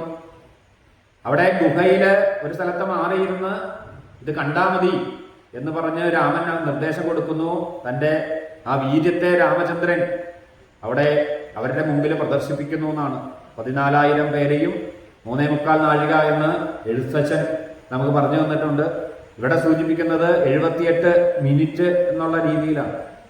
അപ്പോൾ ഏതായാലും 2.5 നാഴിക ആ സമയത്തിനുള്ളിൽ തന്നെ ഭഗവാൻ 14,000 പേരെയും വധിക്കുകയും ഖരനെ നിഗ്രഹിക്കുകയും ചെയ്തു. ഇന്നലെ നമ്മൾ ആ ഭാഗത്തിലാണ് പാരായണം സമർപ്പിച്ചത്, ഖരനിഗ്രഹം. അത് നമ്മളെ സംബന്ധിച്ചും ഭഗവാൻ തന്നെ അത് ഓർമ്മപ്പെടുത്തി ഒരു അനുഭവം നമുക്ക് യജ്ഞത്തിലൂടെ തന്നെ ഉണ്ടായി. അപ്പോ അതിനുശേഷം 2 പേര് ആ കൂടെ വന്നതിൽ നിന്ന് രക്ഷപ്പെട്ടിരുന്നു എന്നാണ്. ഒന്ന് ശൂർപ്പണഖ, മറ്റൊന്ന് അകമ്പനൻ എന്നറിയപ്പെടുന്ന ഒരാൾ. ഈ അകമ്പനൻ നേരെ ലങ്കയിൽ ചെന്ന് രാവണനോട് ഉണ്ടായ കാര്യങ്ങളൊക്കെ പറഞ്ഞു. തന്റെ സഹോദരന്മാരായിരിക്കുന്ന ഖരദൂഷണ ത്രിശിരാക്കള് ജനസ്ഥാനത്തെ കേന്ദ്രമാക്കി രാക്ഷസകുലത്തെ ഭരിച്ചുകൊണ്ടിരുന്ന അവരെ മുഴുവൻ കാട്ടിൽ വന്ന ഒരു രാമനും ലക്ഷ്മണനും സീതയും എന്നറിയപ്പെടുന്ന 3 കുമാരന്മാര് പത്നിയായ സീതയോടും കൂടി രാമനും അതോടൊപ്പം തന്നെ ലക്ഷ്മണനും ഈ 3 പേര് അടങ്ങുന്ന ചെറിയ മനുഷ്യര് വിചാരിച്ചിട്ട് ഇത്രയും വലിയ രാക്ഷസന്മാരെയൊക്കെ നിഗ്രഹിച്ചോ കേട്ട നിമിഷം തന്നെ രാവണൻ അത്ഭുതപ്പെടുന്നു എന്നാണ്. ഇതേ സമയത്ത് തന്നെ സീതാദേവി ഈ യുദ്ധമൊക്കെ കഴിഞ്ഞു, അതിൽ നിന്നും രാമൻ വിജയിച്ച രാമനെ ഓടിച്ചെന്ന് ആശ്ലേഷിച്ച് ആലിംഗനം ചെയ്യുന്ന ഒരു സന്ദർഭമുണ്ട്. ഇന്നലെ ഇതേ സീത തന്നെ പറഞ്ഞത് ആയുധമൊന്നും കയ്യിലെ കൊണ്ടു നടക്കരുത്, ഒരു കഥയൊക്കെ പറഞ്ഞു കൊടുത്തു രാമന്. ഇന്നലെ നമ്മളത് ഓർത്തത് പറഞ്ഞതാ. അപ്പൊ അത്തരത്തില് ആയുധം അന്ന് ഇന്നലെ പറഞ്ഞു കൊണ്ടു നടക്കരുതെന്ന് പറഞ്ഞപ്പോ ഇപ്പോ ആയുധത്തിന്റെ ആവശ്യം എന്താണെന്ന് സീതാദേവിക്ക് ഭഗവാൻ ബോധ്യമാക്കി കൊടുത്തു എന്നുകൂടി അവിടെ സൂചിപ്പിക്കുന്നുണ്ട്. അങ്ങനെ ദശാനനായിരിക്കുന്നവർ അവന്റെ മുന്നിൽ ചെന്ന് അകമ്പനൻ ഇത് പറയുന്ന അവസരത്തില് പെട്ടെന്ന് തന്നെ രാവണൻ തീരുമാനിക്കുന്നു, ഇപ്പോൾ തന്നെ പോയി രാമനോടും ലക്ഷ്മണനോടും സീതയോടും കൂടി എതിരിടണം എന്ന് തീരുമാനിച്ചുകൊണ്ട് നേരെ മാരീചന്റെ അടുത്ത് ചെല്ലുന്നു. ഈ മാരീചന്റെ അടുത്ത് ചെന്ന് മാരീചനോട് സൂചിപ്പിക്കുന്നു. അപ്പോ ഇതിന് പ്രേരണ കൊടുക്കുന്നതും അകമ്പനനാണ്. പറഞ്ഞു, ഇവര് മൂന്നുപേരും ഒരുമിച്ചിരിക്കുന്നത് കൊണ്ട് നല്ല മനോബലം അവർക്കുണ്ട്. അതുകൊണ്ട് എന്ത് വേണം? ശത്രുവിന്റെ മനോബലത്തെ തകർക്കണം. അതിനു വേണ്ടി എന്ത് വേണം? ഈ സീത എന്നറിയപ്പെടുന്നത് രാമനെ സംബന്ധിച്ച് വളരെ പ്രിയപ്പെട്ട ആളാണ്. അതുകൊണ്ട് സീതയെ രാവണനോട് പറയുകയാണ് സീതാപഹരണം നടത്തണം. അപ്പോ മനസ്സ് തളർന്നിരിക്കുന്ന രാമനെ യുദ്ധത്തില് അങ്ങക്ക് പരാജയപ്പെടുത്താൻ സാധിക്കും. അപ്പൊ അതിനു വേണ്ടി മാരീചന്റെ അടുത്ത് നേരെ രാവണൻ എത്തിച്ചേരും. അപ്പൊ മാരീചൻ സ്വീകരിക്കും, മാരീചനോട് കാര്യങ്ങളൊക്കെ പറയും. അപ്പൊ മാരീചൻ പറയും, അല്ലയോ രാവണ, എൻ്റെ അനുഭവ പാഠം കൊണ്ട് ഞാൻ പറയുകയാ, ഈ വേണ്ടാത്ത പുലിവാലിന് പോകണ്ട. പണ്ട് എൻ്റെ അമ്മയായിരിക്കുന്ന താടകയെ വധിച്ചയാളാണ് രാമൻ. പിന്നീട് വിശ്വാമിത്രന്റെ യാഗസമയത്ത് എൻ്റെ സഹോദരനായ സുബാഹുവിനെ വധിച്ചു, എന്നെയെ വധിക്കാതെ വിട്ടു. അത് രാമന്റെ കാരുണ്യം. പിന്നീട് ഒരിക്കല് ഞാൻ വീണ്ടും രാമനെ ആക്രമിക്കാൻ പോയി എന്നാണ് അവിടെ പറയുന്നത്, മാരീചൻ പറയുന്നത്. രാക്ഷസന്മാരെയും കൂട്ടി പിന്നീട് ഒരിക്കലും മാരീചൻ ചെന്നു എന്നാണ്. അന്നും രാമനെ എതിർത്തു, രാമനിൽ നിന്നും പരാജയം സംഭവിച്ചു, തിരിച്ചു വന്നു. ഇപ്പൊ പറഞ്ഞു, ബ്രഹ്മചാരിയായിരിക്കുന്ന കാലഘട്ടത്തിലാണ് വിശ്വാമിത്രന്റെ യാഗരക്ഷയ്ക്ക് രാമൻ വന്ന് രാമന്റെ കയ്യിൽ നിന്നുള്ള പ്രഹരം കിട്ടിയത്. ഇപ്പൊ പറയുന്നു, ഈ ബ്രഹ്മചാരി ആയിരിക്കുമ്പോഴും ഗൃഹസ്ഥനായിരിക്കുമ്പോഴും 2 തവണയും രാമനോട് എതിരിട്ട അനുഭവം വെച്ചിട്ട് ഞാൻ പറയുകയാണ്, രാവണ, ഗൃഹസ്ഥനായിരിക്കുന്ന രാമന്റെ ശക്തി ബ്രഹ്മചാരിയായിരിക്കുന്ന രാമനേക്കാളും ശക്തിമത്താണ്. അതുകൊണ്ട് സീതയോടുകൂടി ഇരിക്കുന്ന രാമനെ ഏതെങ്കിലും തരത്തില് അങ്ങ് ഉപദ്രവിക്കാൻ ശ്രമിക്കുകയാണെങ്കിൽ അത്, ഉദാഹരണം വാൽമീകി പറയുന്നു, വളരെ കൊടിയ വിഷമുള്ള ഒരു പാമ്പിന്റെ പല്ലിനെ കൈകളെ കൊണ്ട് എടുക്കാൻ ശ്രമിക്കുന്നത് പോലെയാണ്. അങ്ങനെ മാരീചൻ പറഞ്ഞത് കേട്ട് രാവണൻ തിരിച്ച് ലങ്കയിലേക്ക് പോകുന്നു. അപ്പോഴാണ് ശൂർപ്പണഖ അവിടെ എത്തിച്ചേരുന്നത്. ആ ശൂർപ്പണഖ അവിടെ എത്തിച്ചേർന്ന് അവിടെ ഇതുവരെ ഉണ്ടായിരുന്ന സംഭവം എങ്ങനെയാണോ അതിന് വിപരീതമായിട്ട് ശൂർപ്പണഖ പറയും. ശൂർപ്പണഖ രാമനെ കണ്ട് ആഗ്രഹിച്ചു, രാമനെ നേടിയെടുക്കാൻ ശ്രമിച്ചതാണ് ഉണ്ടായ സംഭവം. പക്ഷേ രാവണന്റെ മുമ്പിൽ ചെന്നിട്ട് പറഞ്ഞു ശൂർപ്പണഖ, അവിടെ രാമസ്യതു വിശാലാക്ഷി പൂർണേന്ദു സദൃശാനന ധർമ്മപത്നി പ്രിയാനിത്യം ഭർത്തു പ്രിയഹിതോരത സാസുകേശി സുനാസാരു സ്വരൂപ യശസ്വിനി ദേവതാ വനസ്വൻസ രാജതേ ശ്രീ ദീപാപരാന. ഇങ്ങനെ ഒരു ശ്ലോകം ചൊല്ലിയിട്ടാണ് പറഞ്ഞത്. രാമന്റെ കൂടെ ഒരു പത്നിയായിരിക്കുന്ന അതിതേജസ്വിയായിരിക്കുന്ന സുന്ദരിയായിരിക്കുന്ന ഒരു സ്ത്രീരത്നമുണ്ട്. പറയുന്നു, സഹോദര രാവണ, ഈ സ്ത്രീരത്നത്തെ ആരാണോ തന്റെ പത്നിയായിട്ട് വെച്ചുകൊണ്ടിരിക്കുന്നത് ആ ആള് ഈ ലോകത്തിന്റെ മുഴുവൻ ആ നായകനാണ്. ഈ ലോകത്തിന്റെ മുഴുവൻ നിയന്ത്രിക്കുന്ന ശക്തിയുള്ള ഒരാൾക്കാണ് ഇത്രയും സൗന്ദര്യവതിയായ ഒരു സ്ത്രീയെ തന്റെ പത്നിയാക്കാൻ പറ്റൂ. അവിടെ പറഞ്ഞു, സാക്ഷാൽ മഹാലക്ഷ്മിക്ക് സമയായേണ് എന്ന് ശൂർപ്പണഖ സൂചിപ്പിക്കുന്നു ആ ശ്ലോകങ്ങളിൽ. അങ്ങനെയുള്ള സീതാദേവി രാമന്റെ പക്കൽ ഇരിക്കുമ്പോൾ ഇന്ന് ലോകത്തിന്റെ നായകനായിരിക്കുന്നത് രാമചന്ദ്രനാണ്. ഇതേ സീതയെ രാവണ, സഹോദര, അങ്ങാണ് തൻ്റെ പത്നിയാക്കി മാറ്റുന്നതെങ്കിൽ അങ്ങ് അജയ്യനായിട്ട് തീരും ഈ ലോകത്തിൽ. അതുകൊണ്ട് ഞാൻ ആഗ്രഹിച്ചു അങ്ങയുടെ പത്നിയായിട്ട് ഈ സീതയെ കൊണ്ടുവരണമെന്ന്. ഞാൻ അതിന് പരിശ്രമിച്ചു. ആ പരിശ്രമത്തിന്റെ മധ്യത്തിലാണ് എൻ്റെ ഈ ചെവിയും മൂക്കും ഒക്കെ ഇങ്ങനെ നഷ്ടപ്പെട്ടത്. അങ്ങനെ രാവണനോട് പറയുന്നു. അപ്പൊ രാമന്റെ രൂപത്തെയൊക്കെ ശൂർപ്പണഖ വർണ്ണിക്കുന്ന ഒരു ശ്ലോകം മനോഹരമായിട്ട് പറയും. ദീർഘബാഹുർ വിശാലാക്ഷോ ചീരവ കൃഷ്ണ ജിനാംബര.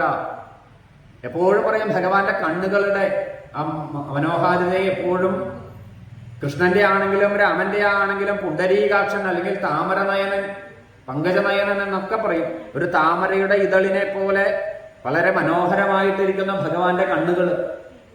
ഈ കണ്ണുകളെ നോക്കുമ്പോഴാണ് ഭയം ഒരിക്കലും ഉണ്ടാകില്ല എന്നാണ് ഭക്തന്മാർക്ക്.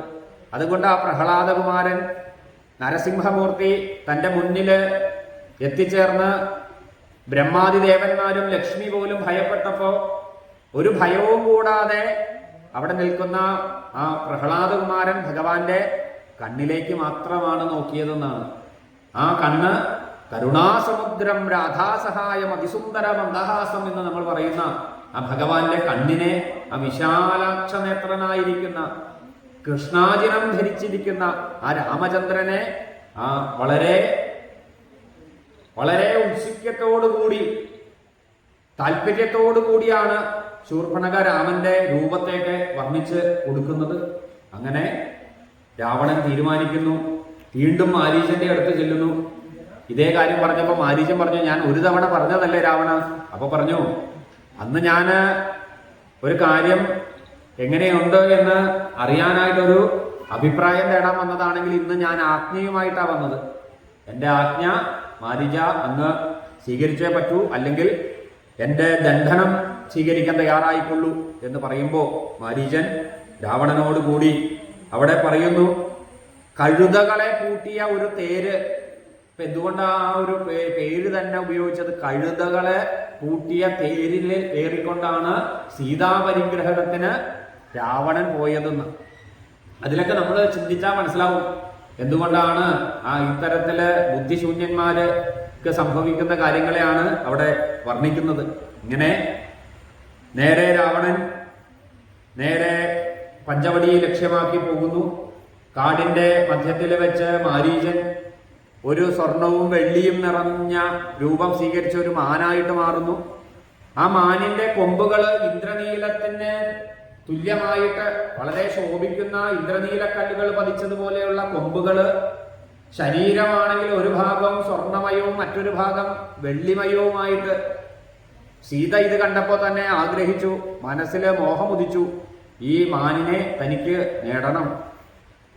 രാമനോട് ഇത് അറിയിക്കുന്ന സമയത്ത് രാമദേവൻ ഈ മാനിനെ നേടിയെടുക്കാനായിട്ട് പുറപ്പെടുന്ന സന്ദർഭത്തിൽ ലക്ഷ്മണൻ തന്നെ പറയും രാമനോട്, ഇതൊക്കെ ഇങ്ങനെ ഒരു മാനൊന്നും ഈ കാട്ടിലില്ല, ഇതുവരെ കണ്ടിട്ടുമില്ല. അതുകൊണ്ട് തന്നെ ഇത് രാക്ഷസന്മാരുടെ മായയാണ്, അങ്ങ് ഇതിന്റെ പുറകെ പുറപ്പെടരുത് എന്നൊക്കെ ലക്ഷ്മണൻ പറയുമ്പോൾ അവിടെ രാമൻ പറയും, രാക്ഷസനാണെങ്കിൽ വെറുതെ വിടാൻ പാടില്ല, അവനെ വധിക്കുക തന്നെ വേണം. അതുകൊണ്ട് ഞാൻ ഈ മാനിനെ ലക്ഷ്യമാക്കി പിന്തുടരുന്നു ലക്ഷ്മണ, സീതാദേവിക്ക് കൂട്ടിരിക്കുക.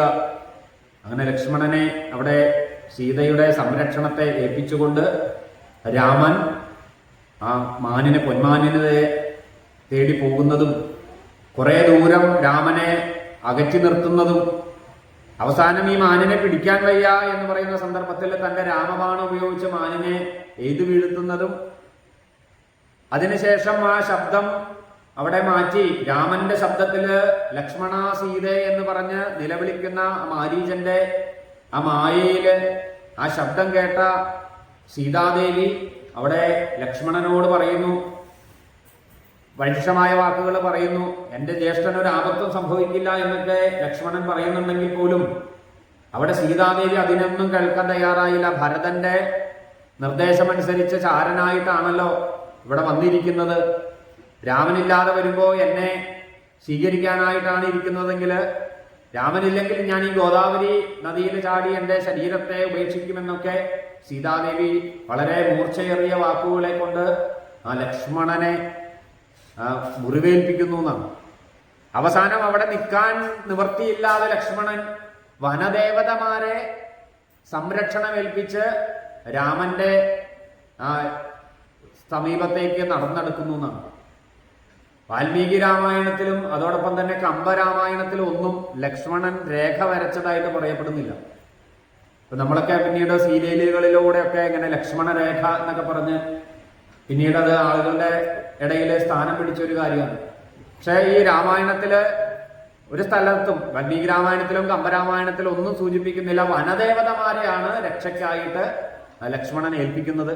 പിന്നീട് ലക്ഷ്മണൻ അവിടുന്ന് മാറിയ എന്ന് അറിഞ്ഞ നിമിഷം തന്നെ അദൃശ്യനായിരുന്ന രാവണൻ ഒരു ഭിക്ഷു രൂപം സ്വീകരിച്ച്, സന്യാസിയുടെ രൂപം സ്വീകരിച്ച് സീതയുടെ മുന്നിൽ എത്തിച്ചേരുന്നു.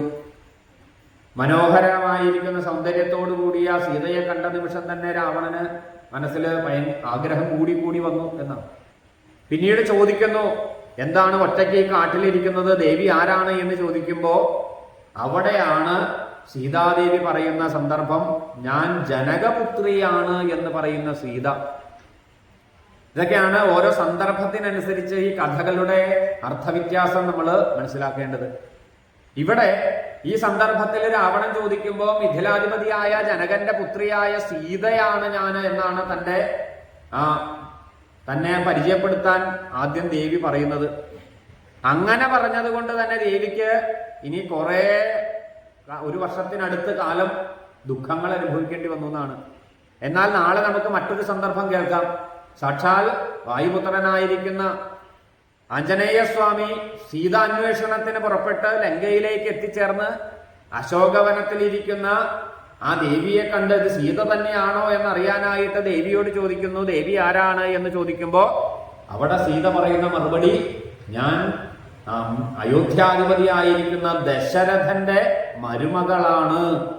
അത് പറഞ്ഞ നിമിഷം പിന്നീട് എന്ത് സംഭവിച്ചു? സീതയ്ക്ക് പിന്നീട് മനസ്സിന് ആനന്ദം ഉണ്ടായി.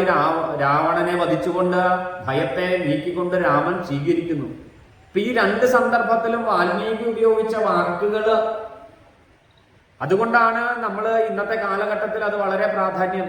നമ്മൾ വിവാഹം കഴിച്ച് ചെല്ലുന്ന ഗ്രഹത്തിലെ പിന്നീട് അതാണ് നമ്മുടെ ഗ്രഹം എന്ന് ഓർമ്മിപ്പിക്കാൻ കൂടി ആയിരിക്കണം ഇങ്ങനെ മനോഹരമായിട്ട് മധുരാക്ഷരത്തിൽ വാൽമീകി എഴുതി വെച്ചത്. അങ്ങനെ ജനകാത്മജയാണ് എന്നൊക്കെ പറയുന്നു. കുറെ സമയം കഴിഞ്ഞപ്പോ അവരുടെ സംവാദത്തിന്റെ ഇടയിൽ രാവണൻ പിന്നെ കാത്തുനിന്നില്ല എന്നാണ്. അവിടെ വാൽമീകി പ്രയോഗിക്കുന്നത് തന്നെ ബുധൻ ആയിരിക്കുന്ന ഗ്രഹത്തിലെ ബുധൻ, താരയുടെ പുത്രനായിരിക്കുന്ന ബുധൻ തന്റെ അമ്മയെ സ്വീകരിക്കുന്നത് പോലെ എന്നൊക്കെയാണ് സൂചിപ്പിക്കുക. ദേവിയുടെ കാർക്കൂന്തലിലും ഗ്രഹിച്ചുകൊണ്ട് ദേവിയുടെ പാദങ്ങളെയും സ്വീകരിച്ചുകൊണ്ട് രാവണൻ തന്റെ കൈകളിലാക്കി തന്റെ രഥത്തില്, കഴുതകളെ പൂട്ടിയ രഥത്തിലേറിക്കൊണ്ട് അതിവേഗം രാവണൻ അവിടുന്ന് പുറപ്പെട്ടു എന്നാണ്. അപ്പോഴാണ് സീത നിലവിളിക്കുന്നത്. ലക്ഷ്മണനോട് പറഞ്ഞ വാക്കുകളോടൊത്ത് വിലപിച്ചു. സീതാദേവി വിലപിക്കുന്നു. ഇവിടെ ഗോവിന്ദരാജന്റെ ഭൂഷണത്തില് എഴുതി വെച്ചിട്ടുണ്ട്, എന്തുകൊണ്ടാണ് സീതയ്ക്ക് ഇങ്ങനെ ഒരു അനുഭവം നേരിടേണ്ടി വന്നത്. നമ്മൾ പറഞ്ഞു, ലക്ഷ്മി സമ്പന്ന, ലക്ഷ്മണനെ പോലെയുള്ള ഭഗവാന്റെ ഇച്ഛയ്ക്ക് മാത്രം പ്രവർത്തിക്കുന്ന ഒരു ദാസനായിരിക്കുന്ന ലക്ഷ്മണനെ വാക്കുകളെ കൊണ്ട് മുറിവേൽപ്പിച്ചു.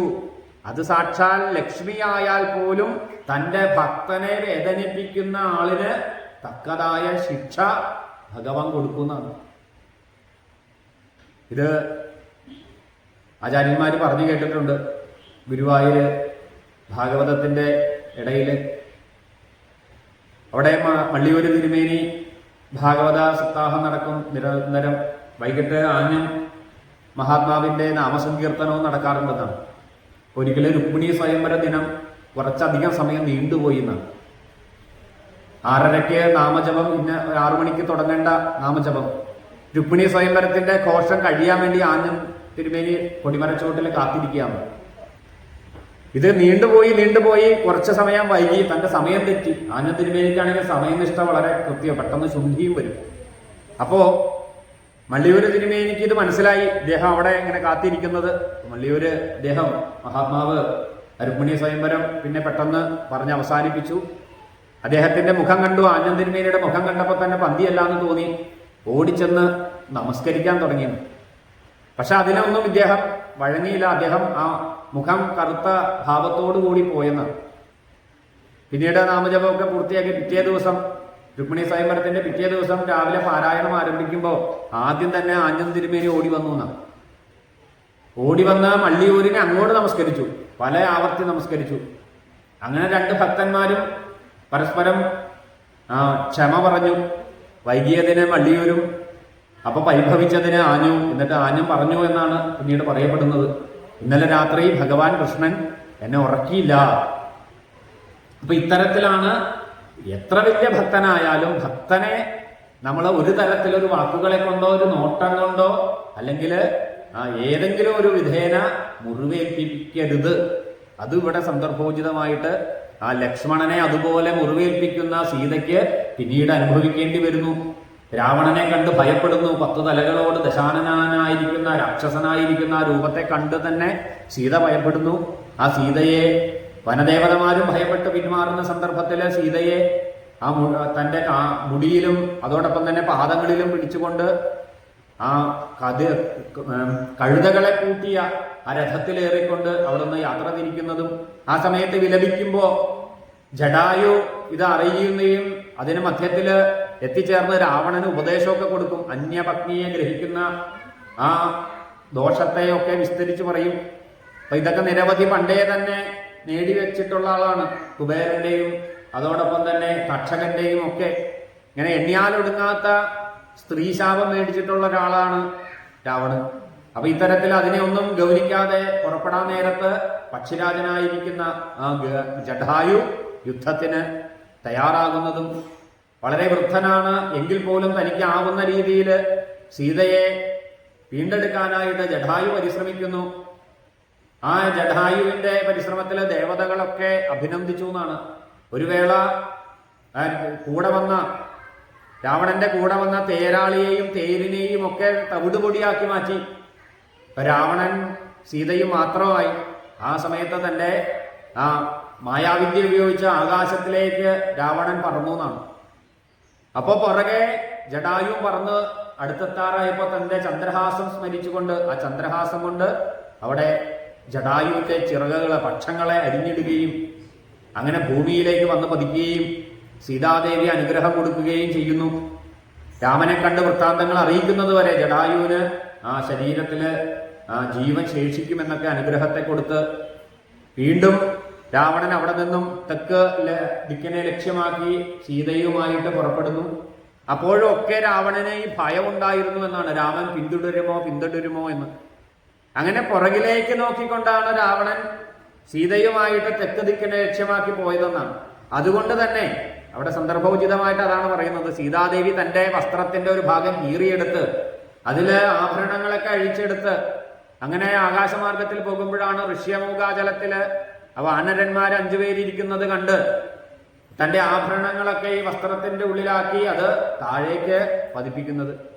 അപ്പൊ അതിന് വ്യാഖ്യാനത്തിലാണ് ഇത് പറയുന്നത്. അല്ലെങ്കിൽ രാവണന്റെ കൂടെ ഇരിക്കുമ്പോൾ രാവണൻ ഇത് കാണുമല്ലോ. പക്ഷെ രാവണൻ അത് എന്തുകൊണ്ട് കണ്ടില്ല എന്ന് പറയുന്ന വ്യാഖ്യാനത്തിൽ പറയുന്നത്, രാവണൻ എപ്പോഴും രാമൻ പിന്തുടരുന്നുണ്ടോ എന്നുള്ള ആ ശ്രദ്ധ കൊടുത്ത് പുറകിലേക്ക് തിരിഞ്ഞു നോക്കിക്കൊണ്ടാണ് ആ രഥം മുന്നോട്ട് കൊണ്ടുപോയത് എന്ന് വ്യാഖ്യാതാവ് അവിടെ സൂചിപ്പിക്കുന്നു.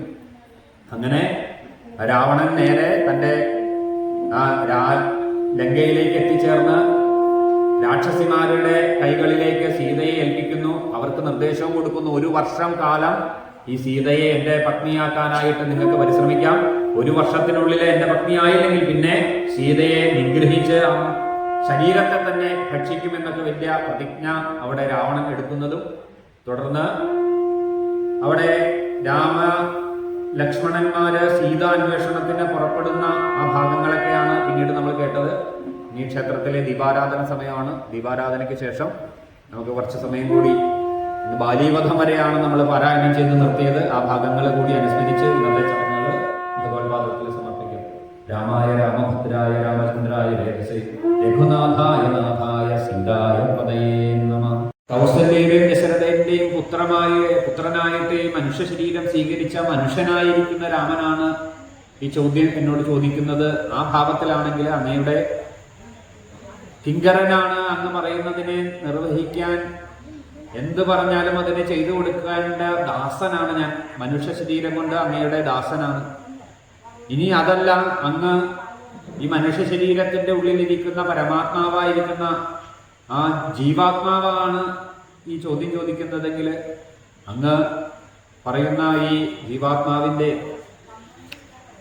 ആ ശരീര തുല്യമാണ് ഈ പറയുന്ന ഹനുമാൻ. അതല്ല, അങ്ങ് പരമാത്മാവായിട്ടാണ് ഈ ചോദ്യം ചോദിക്കുന്നതെങ്കിൽ അങ്ങും ഞാനും തമ്മിൽ യാതൊരു വ്യത്യാസവുമില്ല എന്ന ഹനുമാന്റെ ഒരു മറുപടി ആചാര്യന്മാർ പറഞ്ഞു കേട്ടിട്ടുണ്ട്.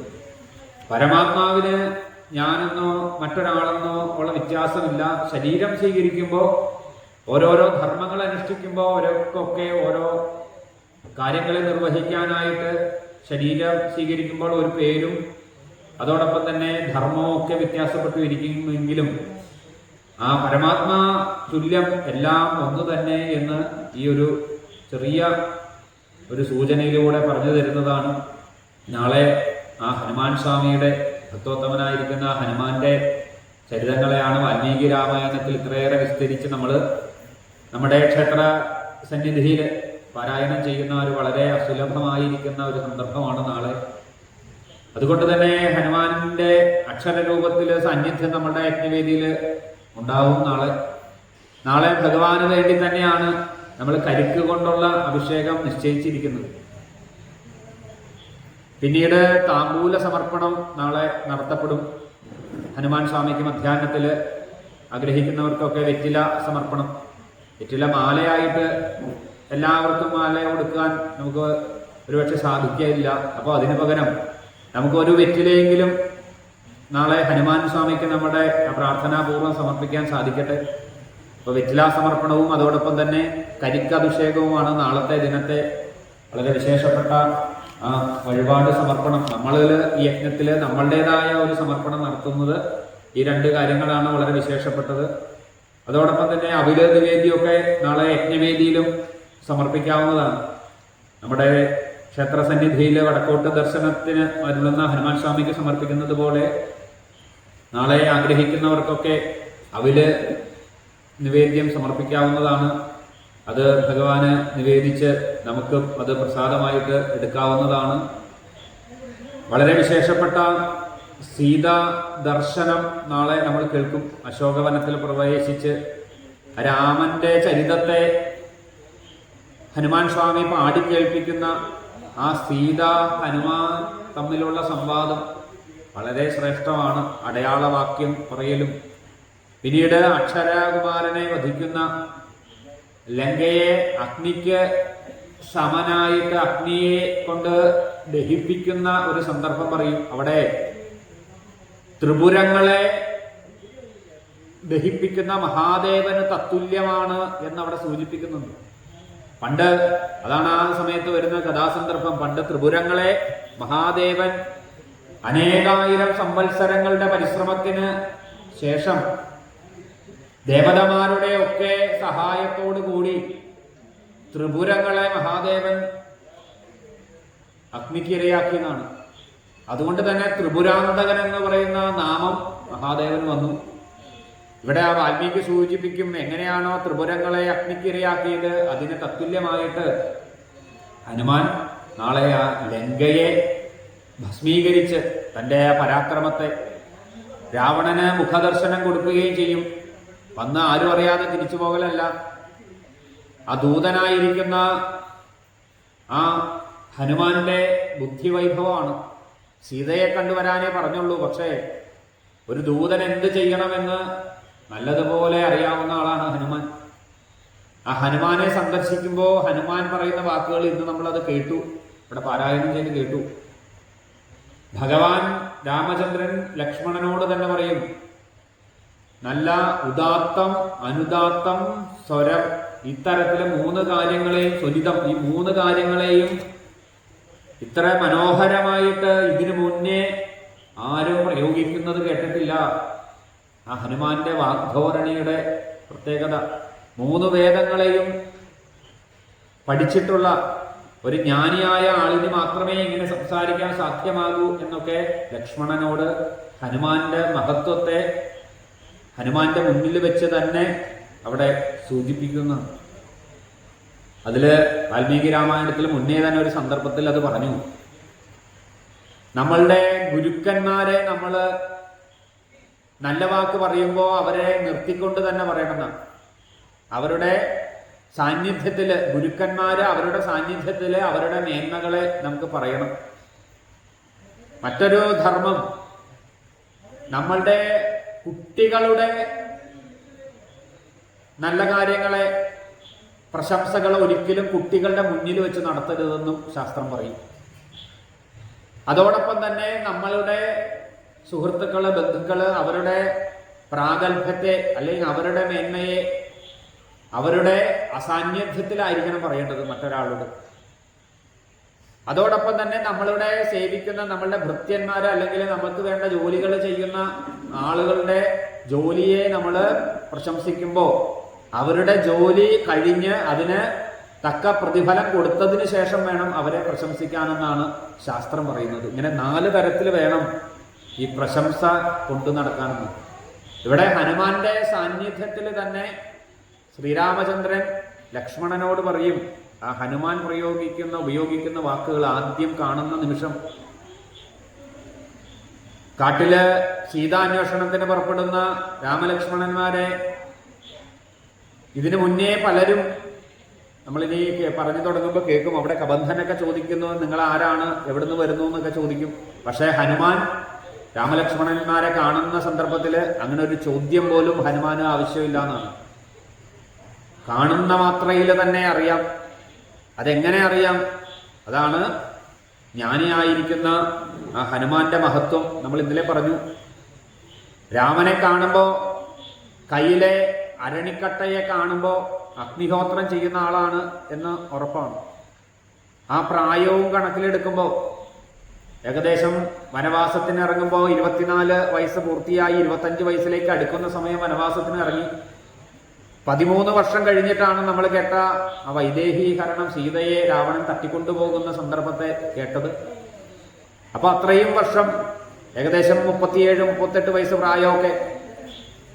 അങ്ങനെ ഇരിക്കുന്ന രാമനെ കാണുന്ന സന്ദർഭത്തിൽ കയ്യില് ഈ അഗ്നിയുടെ പ്രതീകമായിരിക്കുന്ന അരണയക്കട്ടിയെ കണ്ടപ്പോ അഗ്നിഹോത്രം ചെയ്യുന്ന ആളാണ്, പത്നിയുണ്ട്, പക്ഷെ കൂടെ പത്നിയെ കാണുന്നില്ല. അപ്പൊ തന്നെ കാണുന്ന മാത്രയില് മനസ്സിലായി വരുന്ന ആള് വിവാഹിതനാണ്, എന്നാൽ പത്നിയില്ല. അവരുടെ മുഖഭാഗവും അല്ലെങ്കിൽ അവരുടെ പ്രവൃത്തിയും കാണുമ്പോൾ അവർ തിരഞ്ഞുകൊണ്ടിരിക്കുന്നു. എന്തിനെയോ തിരയുന്നതായിട്ട് ഹനുമാന് ബോധ്യപ്പെട്ടു. അപ്പോഴാണ് ചിന്തിച്ച് മനസ്സിലാക്കിയത് പത്നിയെ ആയിരിക്കാം ഒരുപക്ഷെ തിരയുന്നത്.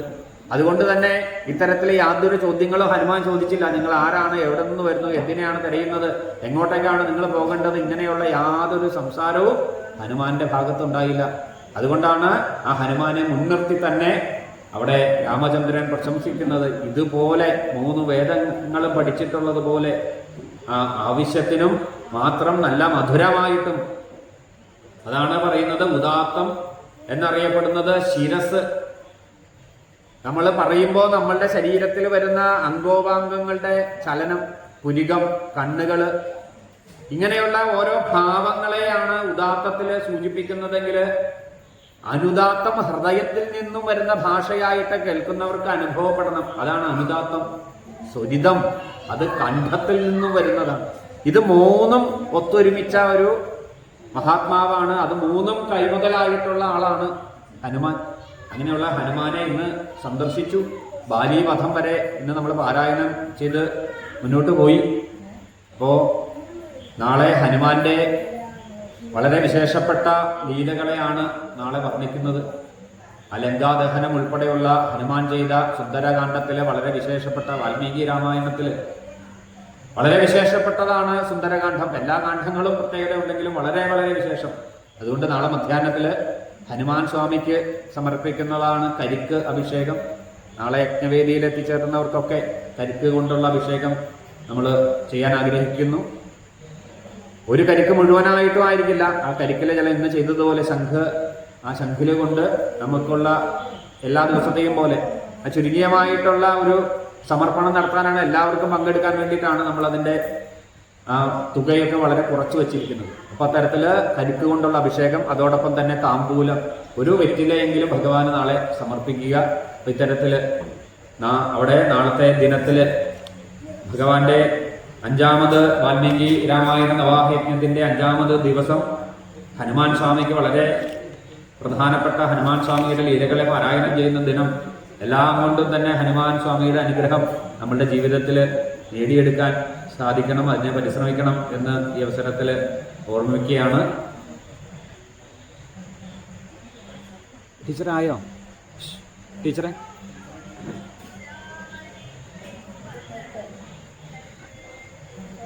പതിവുള്ള രാമായണ മാസത്തിന്റെ പ്രശ്നോത്തരിയും അതിന്റെ വിജയിയും തെരഞ്ഞെടുക്കലും നാളത്തെ പ്രശ്നോത്തരിയുടെ ചോദ്യവും നാളത്തെ ടീച്ചർ അത് പറയും.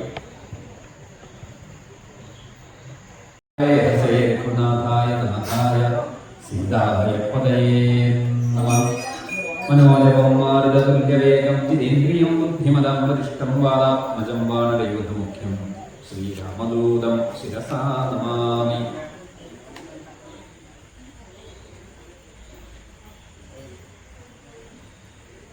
സീതാദേവിയെ രാവണൻ അപഹരിക്കുന്ന രംഗത്തെയാണ് നമ്മൾ പറഞ്ഞ് സമർപ്പിച്ചത്. രാവണൻ തൻ്റെ തേരിലേറ്റി കൊണ്ടുപോകുന്ന സന്ദർഭത്തിൽ ജടായു വന്ന് എതിരിടുന്നതും ആ ജടായുവിനെ ചന്ദ്രഹാസം എന്നറിയപ്പെടുന്ന മഹാദേവൻ കൊടുത്ത വില്ലിനെ സ്വീകരിച്ച് ശാപത്തെ ആ ഖഡ്ഗത്തെ ഉപയോഗിച്ചുകൊണ്ട്, ചന്ദ്രഹാസം എന്നറിയപ്പെടുന്ന ഖഡ്ഗത്തെ ഉപയോഗിച്ചുകൊണ്ട് രാവണൻ ജടായുവിനെ വീഴ്ത്തുന്നതും പിന്നീട് സീതാദേവിയെ അശോകവനിയിലെ രാക്ഷസ കൂട്ടത്തിലേക്ക്, ഇവിടെ പറയുന്നത് ത്രിജട എന്നറിയപ്പെടുന്ന ഒരു രാക്ഷസിയെ മുൻനിർത്തിക്കൊണ്ട് 12 മാസത്തേക്ക് സമയം കൊടുക്കുന്നു സീതയെ തൻ്റെ പത്നിയാക്കി, തൻ്റെ ഇംഗിതത്തിന് തയ്യാറാക്കി നിർത്തണമെന്ന് രാക്ഷസ സ്ത്രീകളോട് കൽപ്പന പുറപ്പെടുവിക്കുന്നു. പിന്നീടും രാവണൻ അവിടെ സൂചിപ്പിക്കുന്നു 8 മന്ത്രിമാരെ രാമന്റെ നീക്കങ്ങളെ അറിയാനായിട്ട് ചാരന്മാരെ ചിത്രകൂടത്തിലേക്ക് പറഞ്ഞയക്കുന്നു എന്ന് രാമായണത്തിൽ സൂചിപ്പിക്കുന്നുണ്ട്. അപ്പോൾ മുതൽ എങ്ങനെയാണോ ഭയം കൊണ്ട് കംസൻ കൃഷ്ണനെ പ്രതീക്ഷിച്ചിരുന്നത് എന്നതുപോലെ രാമനെ പ്രതീക്ഷിച്ച് ആ സീതാഭരണത്തിന് ശേഷം പറഞ്ഞിരുന്നു, ഭയം കൊണ്ട് എപ്പോഴും പിന്തിരിഞ്ഞ് രാമൻ പിന്തുടരുന്നുണ്ടോ എന്നുള്ള ഒരു ഭയം രാവണനിൽ എപ്പോഴും കണ്ടിരുന്നു എന്നാണ് ഇവിടെ ഭൂഷണം എന്നറിയപ്പെടുന്ന ആ വ്യാഖ്യാനത്തിലെ ഗോവിന്ദരാജര് സൂചിപ്പിക്കുന്നത്. ഏതായാലും അങ്ങനെ സീതാദേവി അശോകവനത്തിൽ ഇരിക്കുന്നു, രാമൻ ശോകവനത്തിൽ. അങ്ങനെ രാമ ലക്ഷ്മണന്മാര് കണ്ടുമുട്ടുകയും സീത നഷ്ടപ്പെട്ടത് തിരിച്ചറിഞ്ഞ് ആ സീതയുടെ ഏത് ദിക്കിലേക്ക് പോയി എന്ന് ദേവതകന്മാരോട് വൃക്ഷങ്ങളോടൊക്കെ ചോദിക്കുന്നു. അവര് തെക്ക് ദിക്കിലേക്ക് തങ്ങളുടെ ശിഖരങ്ങള് കാറ്റിനെയൊക്കെ അവർക്ക് കഴിയുന്ന രീതിയിൽ രാമലക്ഷ്മണന്മാർക്ക് സൂചനകൾ കൊടുത്തു എന്ന്.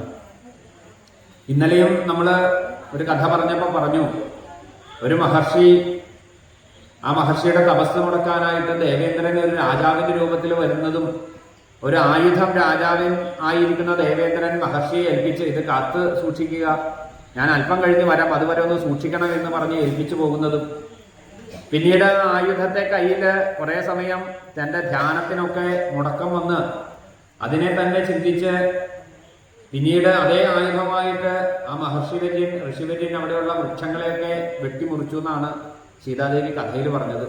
അതിലൂടെ നരക യാതന അനുഭവിക്കേണ്ട അവസ്ഥ വന്നു എന്നാണ് പറയുന്നത്.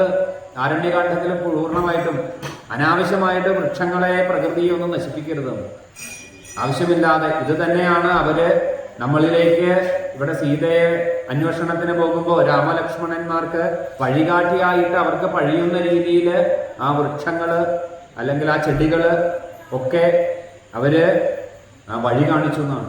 ഇതേപോലെ ഒരു സന്ദർഭം ഭാഗവതത്തിലും കാണാം.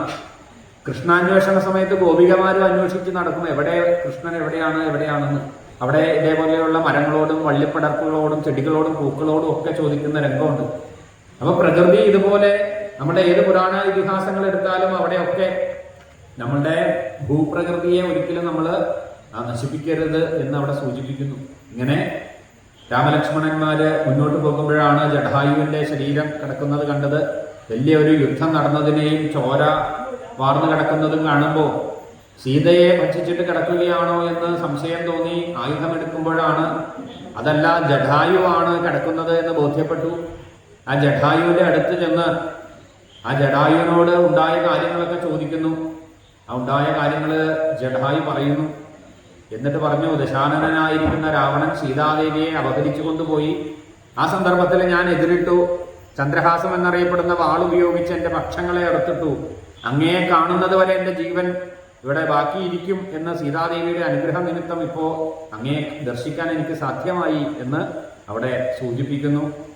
മാത്രമല്ല, അവിടെ ശ്രീരാമചന്ദ്രന് വളരെ വിശേഷപ്പെട്ട ഒരു കാര്യം അവിടെ സൂചിപ്പിക്കുന്നതായിട്ട് വാൽമീകി പറയും.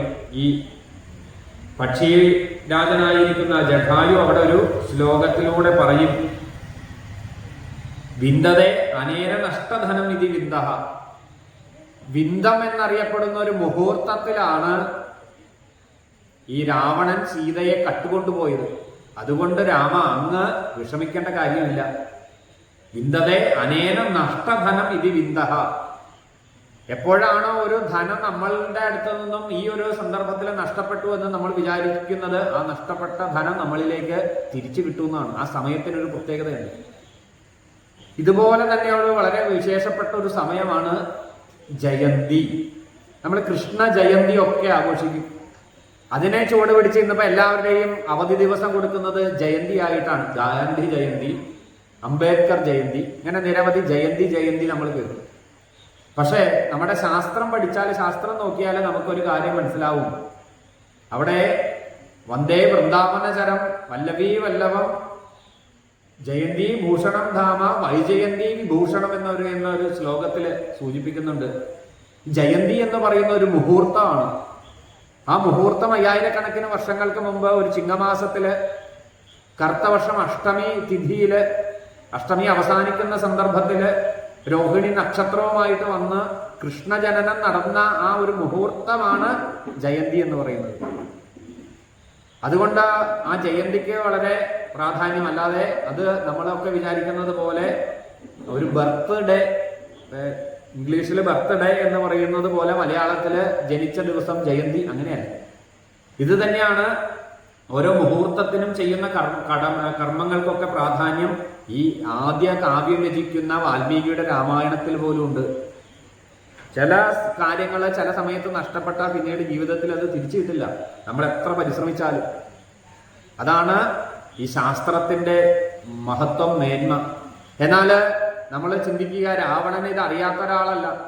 പക്ഷേ എന്താണ് അവിടെ ആഗ്രഹം, കാമം എന്നറിയപ്പെടുന്ന ആഗ്രഹം നമ്മളിലേക്ക് വന്നാൽ നമ്മൾ ഇതിനെയൊക്കെ വിസ്മരിക്കും. എത്ര പഠിച്ചു എന്ന് പറഞ്ഞിട്ട് കാര്യമില്ല.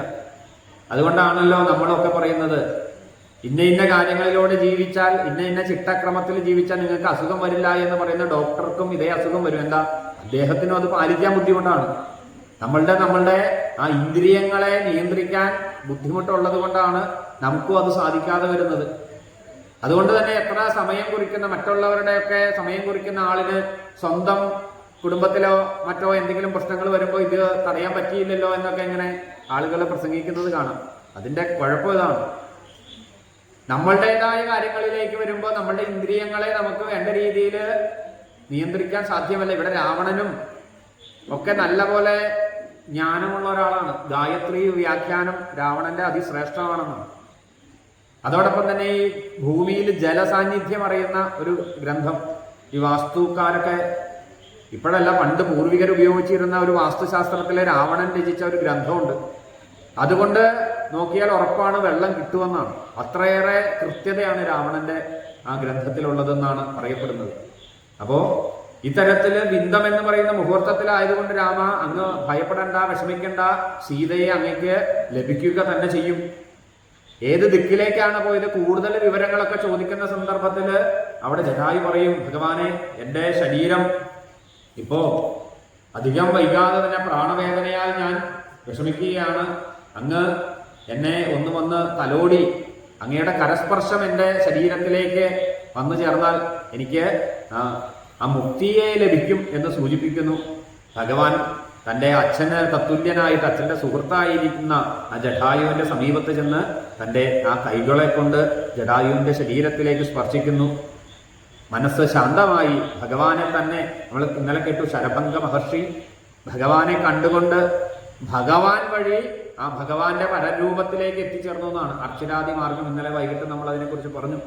അതേപോലെ തന്നെ ജടായുവിന് സാധിച്ചു മരണസമയത്ത് ആ ഭഗവാന്റെ രൂപത്തെ കണ്ടുകൊണ്ട്. ഇത് തന്നെയാണ് കുരുക്ഷേത്ര യുദ്ധഭൂമിയിൽ പറയുന്നത്. ഭഗവാനെ കണ്ട് ശരീരം ഉപേക്ഷിക്കാൻ സാധ്യമായി. അതുകൊണ്ട് ആ മോക്ഷം അവർക്ക് ലഭിച്ചു എന്ന് അവിടെ സൂചിപ്പിക്കുന്നു. പിന്നീട് ആ ജടായുവിന് വേണ്ട ഉദകക്രിയകളൊക്കെ ചെയ്തു എന്നാണ്. ആ ഉദകക്രിയകളൊക്കെ അവരവരുടെ ധർമ്മത്തിനനുസരിച്ച് ചെയ്തു എന്നാണ്. ഇതൊക്കെ വലിയ തർക്ക വിഷയം വരുന്ന ഒരു കാലം കൂടിയായിരുന്നു. അവിടെ വൃത്തിയായിട്ട് വാൽമീകി രാമായണത്തിൽ പറഞ്ഞു, രാമൻ ഭഗവാനായിട്ട് നമ്മൾ ആരാധിക്കുന്നു.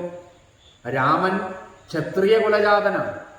ക്ഷത്രിയരുടെ ധർമ്മം അതനുസരിച്ച് ആ ധർമ്മത്തിൽ അനുഷ്ഠിച്ച ആളാണ് ഭഗവാൻ.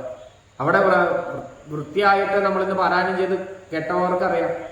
ആ വൃദ്ധ ജടായുവിൻ്റെ പിണ്ഡാദി കർമ്മങ്ങൾ നിർവഹിക്കാൻ ആ മൃഗത്തെ ആണ് അതിന് മറ്റു ജീവജാലങ്ങൾക്ക് ഭക്ഷണമായിട്ടൊക്കെ അവിടെ ചെയ്തു വെച്ച് അതിനെയൊക്കെ ആ ശ്രാദ്ധമൂട്ടാനായിട്ട് പിതൃക്കൾക്ക് വേണ്ടി വെച്ചത് എന്നാണ്.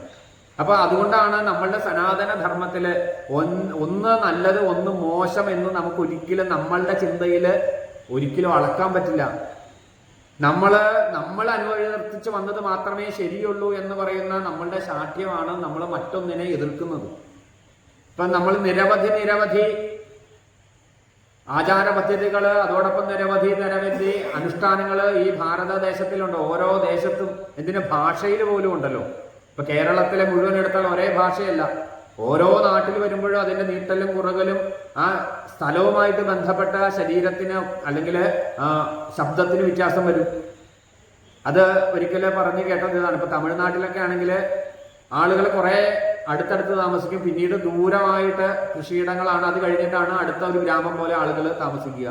അപ്പൊ ഇവിടെ നിന്നും ആ ഗ്രാമത്തിലേക്കുള്ള ഒരാളെ വിളിക്കണമെങ്കിൽ ശബ്ദം ഉറക്കെ വിളിച്ചാലേ കേൾക്കൂ. അതുകൊണ്ട് തന്നെ അവർ സംസാരിക്കുമ്പോൾ ശബ്ദം വളരെ കൂടുതലായിരിക്കും. നമ്മളൊക്കെ അടുത്തടുത്ത് ചുറ്റും വീടായതുകൊണ്ട് തന്നെ നമ്മൾ സംസാരിക്കുന്നത് മറ്റൊരാൾ കേൾക്കരുത് എന്ന് പതുക്കെ ചിന്തകൾ വരുമ്പോൾ നമ്മളൊക്കെ പതുക്കെ സംസാരിക്കും.